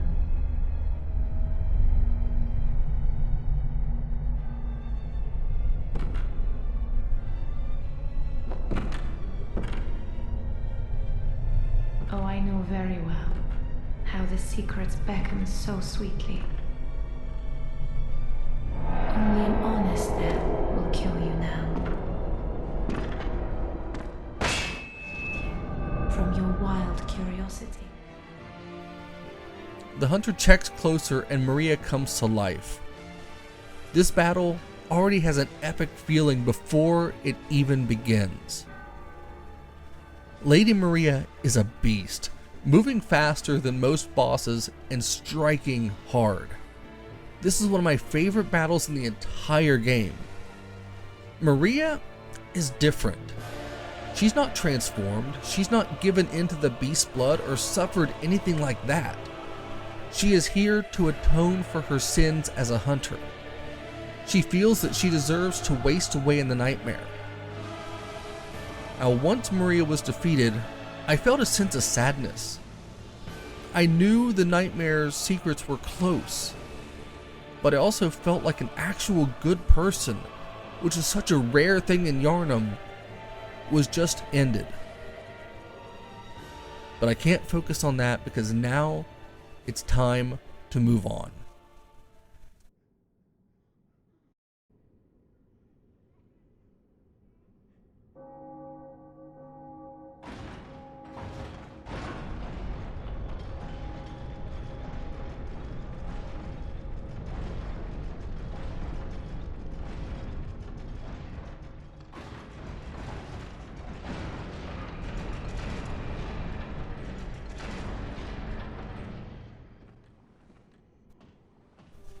We fall from the clock tower now and end up in a small fishing hamlet.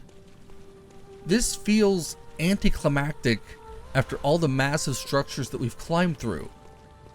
A rundown little smattering of houses with people all transformed into fish monsters. But it's an incredibly dangerous area to match the sad nature of this location. So we made our way deeper, knowing the truth was almost in our grasp. I can say for certain that without Mr. Watts, I would have been ruined. I again am not too good at this game, as much as I love it. So I had to do it with the help, and he was incredible, slicing through enemies like an expert as I fumbled around and did my best to try to carry my weight. We eventually made our way through, coming out onto a beach where we found the truth. A dead great one, Kos. A great one that came from the depths of the sea. This was the great truth of the nightmare.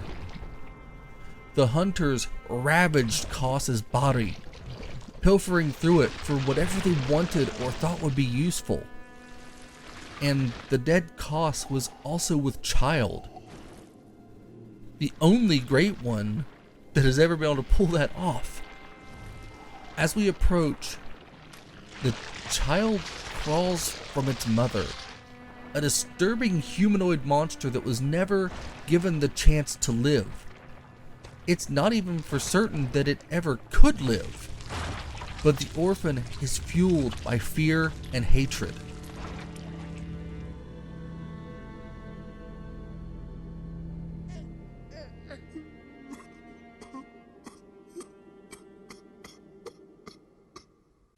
This is the wildest battle in all of Bloodborne.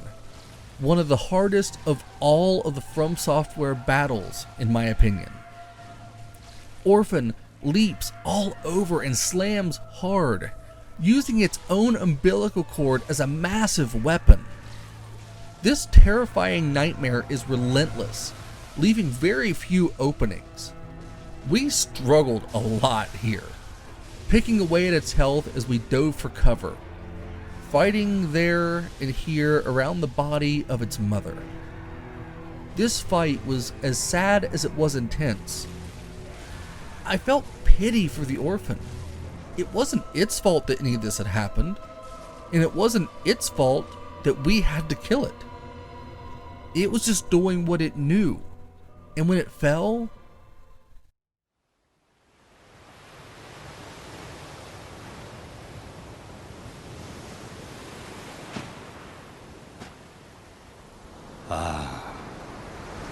sweet child of Kos returned to the ocean. A bottomless curse, a bottomless sea, accepting of all that there is and can be.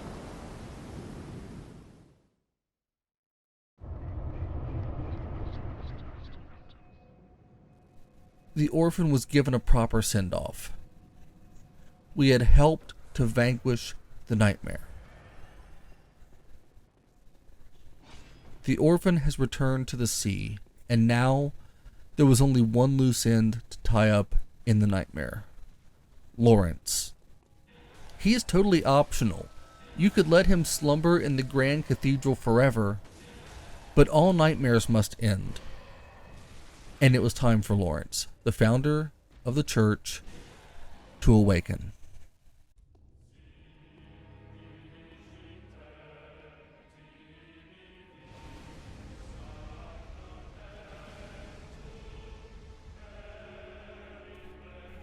We approach him with his skull, and an awe-inspiring cutscene plays, before we're facing a flaming cleric beast.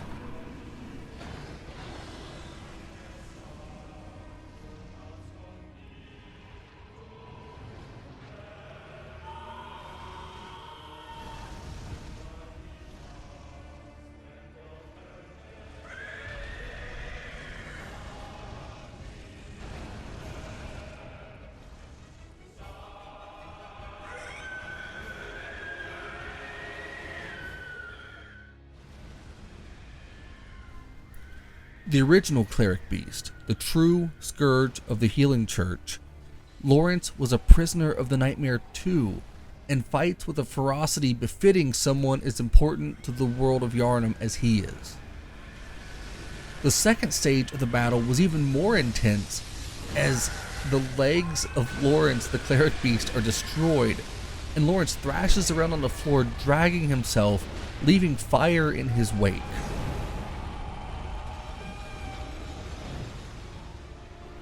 When he finally falls, that's it. We've done all that there is to do in the nightmare. The old hunters finally put to rest. It's a sad peacefulness for them, but at least things feel like they're truly wrapping up. Now it's time to get back into the main game and finish the hunt.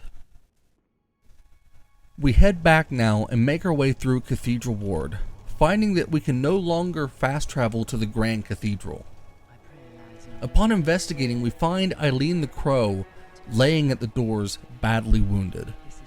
She's there to confront an enemy known as the Bloody Crow of Cainhurst, a hunter who has lost his mind. He is as deadly as it comes for hunters, and every fair attempt to kill him that I took ended in death. So I did what any good hunter would do. I utilized the tools at my disposal. Eileen tells us that this is not our fight but hers, though it's clear that the stubborn woman is in no shape to do this and will surely die if she tries again. So we head inside and sneak up on the crow, stabbing him in the back and dealing massive damage before slipping back into the shadows for another attack.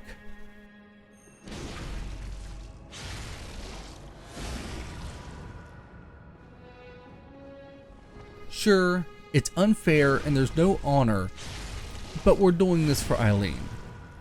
The crow eventually falls, and we return to Eileen the Crow. She accosts us before thanking us, realizing that we were right to do this for her. Don't you ever listen to your elders. No matter. You did save my life. I don't seem to be apt for this life anymore. My glory days were long ago now. It felt nice to help a friend here. Eileen is wounded, but she understands that her time as a hunter is up. She can retire. The game leaves her fate unknown. So I like to imagine that Eileen leaves this wretched town to finish her days in a better place, in peace. Now, all we could do is finish the hunt. The decision is yours alone. It's time to head back into the lecture building and make our way through. The upper level is filled with more of the goo students. A creepy area, but nothing too spectacular. Aside from the random giant in the library. But once we take down this beast, we can open the doors and make our way into the nightmare of Mensis. At this point, I found myself back with an old friend, Now Thyself, and we cut our way up into the Mensis building, which is dangerous as something is hitting us for a ton of damage to our minds and will slice us down in a hurry if we're not careful. From here, we cut down the spiders and move higher, finding creepy enemies that look human but kind of sound metallic when struck. It's a weird and terrifying area, so dark. We make quick work of the enemies and we head up to a higher level. We're close now. I was also taught the importance of understanding distance when jumping.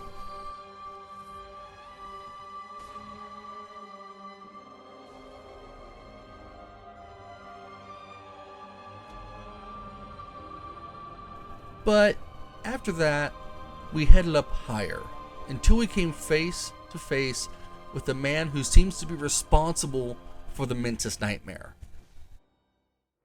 Ah, cause.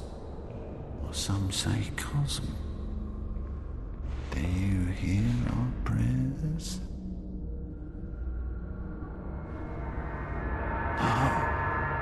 shall not abandon the dream. No one can catch us. No one can stop us now.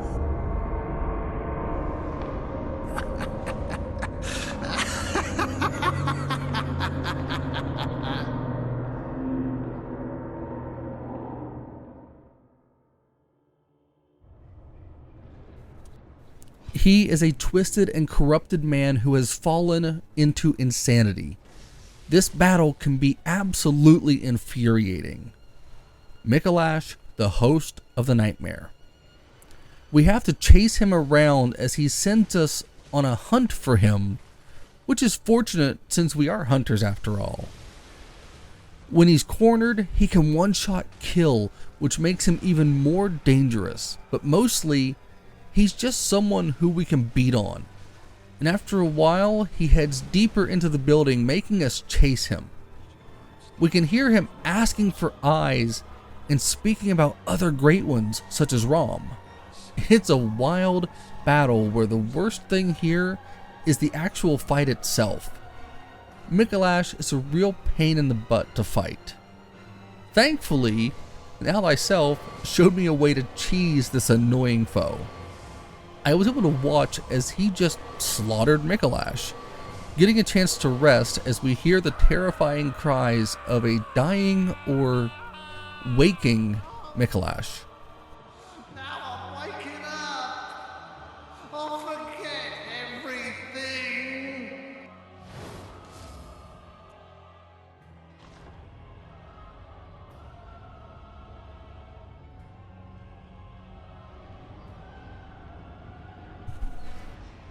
From there, the path to climb higher opens up. We're close now. It's time to cross the bridge and end the nightmare.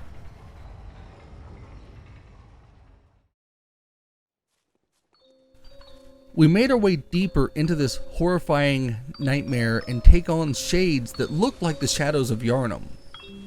The difficulty here has risen, but so has the strength of the hunter. We make our way higher and higher, having to take on more of the massive boars on the way. This area feels like the end of something, which always made me sad. The game was so incredible, and I could feel the story was wrapping up. We continued to climb, coming to see the Queen of Yharnam standing alone. It was a dark scene. She's crying and otherwise just standing there, looking lost. I actually wanted to help her. We head higher again, seeing the dead bodies of the members of the Mensis cult. And then, we find a baby carriage.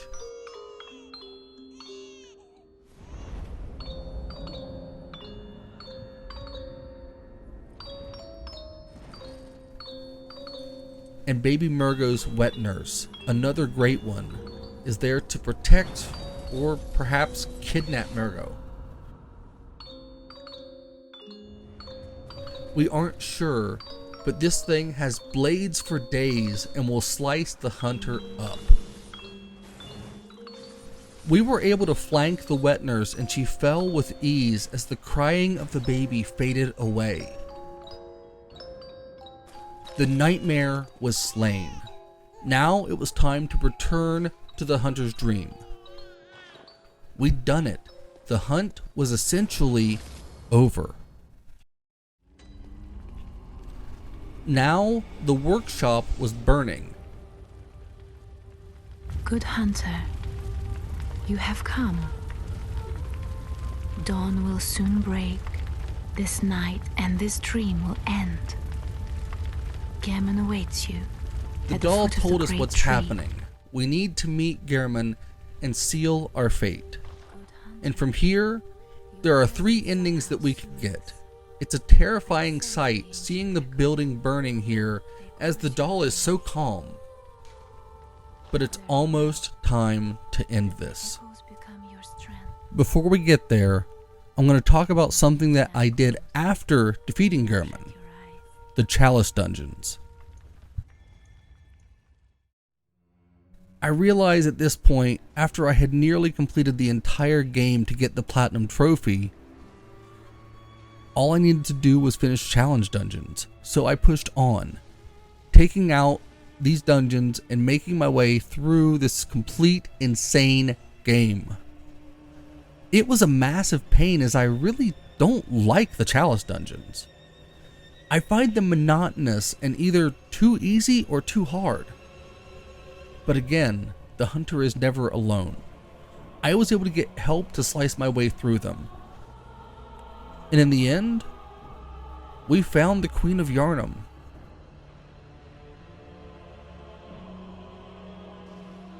Here, she was lashing out, furious and violent, and this woman had been through a lot.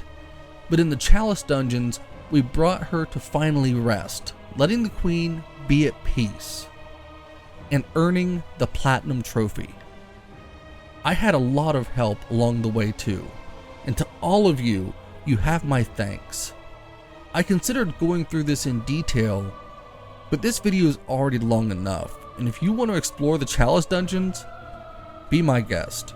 For me, I want to finish the dream. So here we go.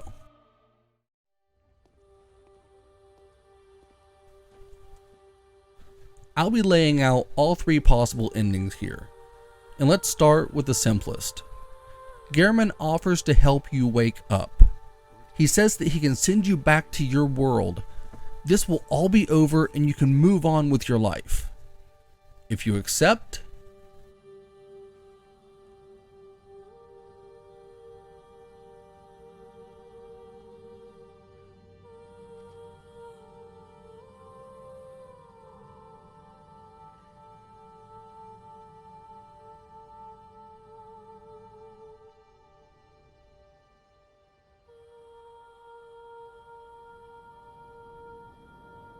he'll slice your head off, killing the hunter in the dream.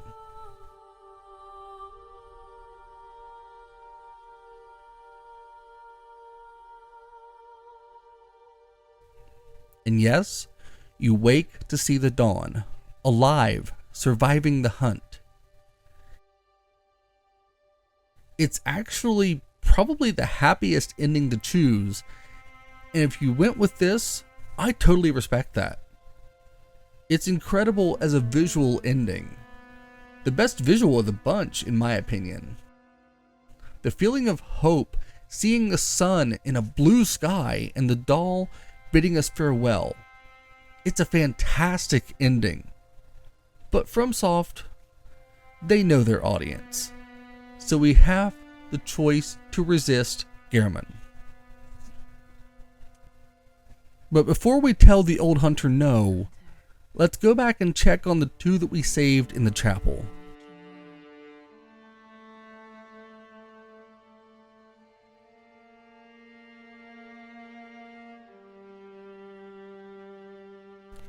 The old woman has about lost her mind, rambling with no idea who you even are. And the younger has gone missing. If we look for her, we can find her in the lower levels of the Oedon Chapel, with a mutated baby on the floor next to her. It looks like the ones that we had slaughtered in the choir realm. She's crying, given up to despair, and here we can make a terrible choice to end the suffering of this mutated child. If you do, its mother will perish as well. A tragic scene. We couldn't do anything really. Leaving her here to her misery, would that have been any better? We can't really think about it now. It's time to go back to Gehrman, but let me know what you think about this situation in the comments. Should we let her and this infant be? Or did I do the right thing? Anyways, Gehrman offers us to be free. But if we refuse... Dear, oh dear. What was it? The hunt? The blood? Or the horrible dream?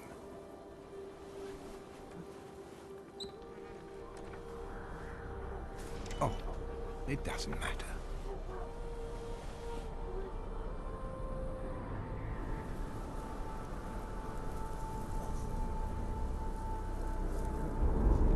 It always comes down to the hunter's helper to clean up after these sorts of messes.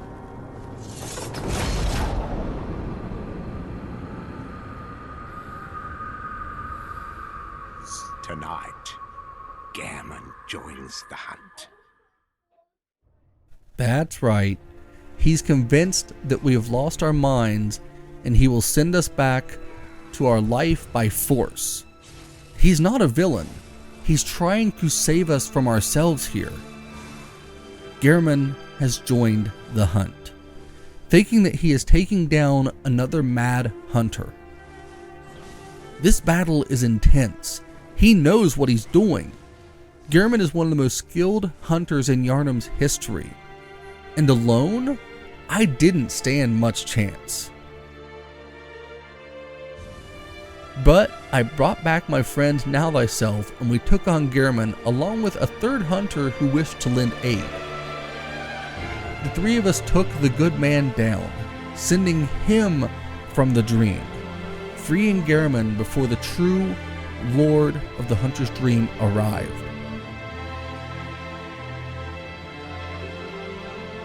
A great one, the Moon Presence. This is the source of the dream in Yharnam, whom we discovered in the lecture building was summoned forth by Lawrence years ago. Now, we got to understand Lawrence's sin, but it captivates the hunter and puts him to work, replacing Gehrman in the dream. Not exactly a good ending. For our troubles, we are left here a prisoner of the Great One.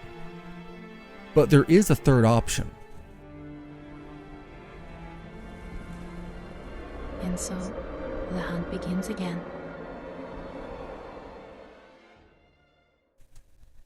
We know that the Byrgenwerth scholars believed that with more eyes, we could ascend.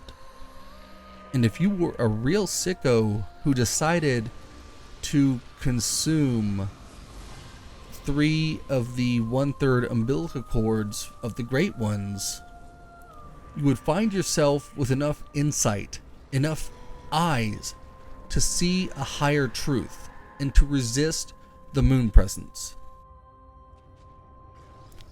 The friendly hunter who helped with Gehrman returned to my aid, and we moved in, taking out the first hunter Gehrman again before the Moon Presence descended. But this time, it was going to be different. The hunter is now able to resist the Moon Presence, infuriating the Great One and engaging it in combat. This thing is a hell of a monster to take on, but we were ready. I love the options here. Taking on this great beast that is responsible for so much tragedy, trapping Gehrman and countless others into its madness, seeing them driven to madness, and for what? We don't even know.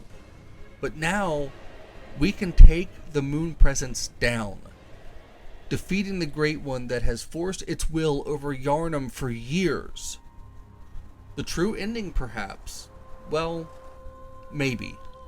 Once it's defeated, the hunter transcends. The fire goes away, and the doll finds a large slug creature, picking it up and letting us know that it's us, the hunter. We have become an infant Great One, leaving our mortal form behind, and now we are living in the dream to be raised by the doll. This is considered by many to be the true ending, but I don't know. The one that feels the most real is the simplest. So, who really knows? What is the real ending to you? This becoming a Great One doesn't feel like a happy ending, but it's Bloodborne. Happy doesn't feel appropriate. But now, the game is over. we've defeated the nightmare. Bloodborne is one of my favorite games that I've ever played, and the journey I underwent for this video just reminded me of how amazing this game is. It holds so many secrets, and I'm sure that I've missed some. Maybe more than some along the way here. But that's the incredible thing about this game. Even today, it's possible to play through and uncover things that you didn't realize were there until now. The combat here is some of the best that I've ever experienced in any kind of combat game. The feeling of power while also feeling a little like a glass cannon, it's just incredible. Bloodborne is a game that defines an entire era for PlayStation, and it's still got a large following of loyal fans to this day. The huntersbell subreddit is alive and full of hunters willing to help others through the game, as I've proven throughout this video. And I thank everyone in that subreddit for helping me through my journey, which sadly has come to an end. To those who've made it this far, it means the world to me. Thank you for sticking around. I always strive to put out the best content that I can and to try to show my love for these games. And make no doubt about it, I absolutely love Bloodborne. Now, it's time to move on to my next journey. So, fellow hunters, I'm the Unhinged Gamer. I thank you for joining me on the long hunt, and I look forward to seeing you all again in the next one. Happy hunting.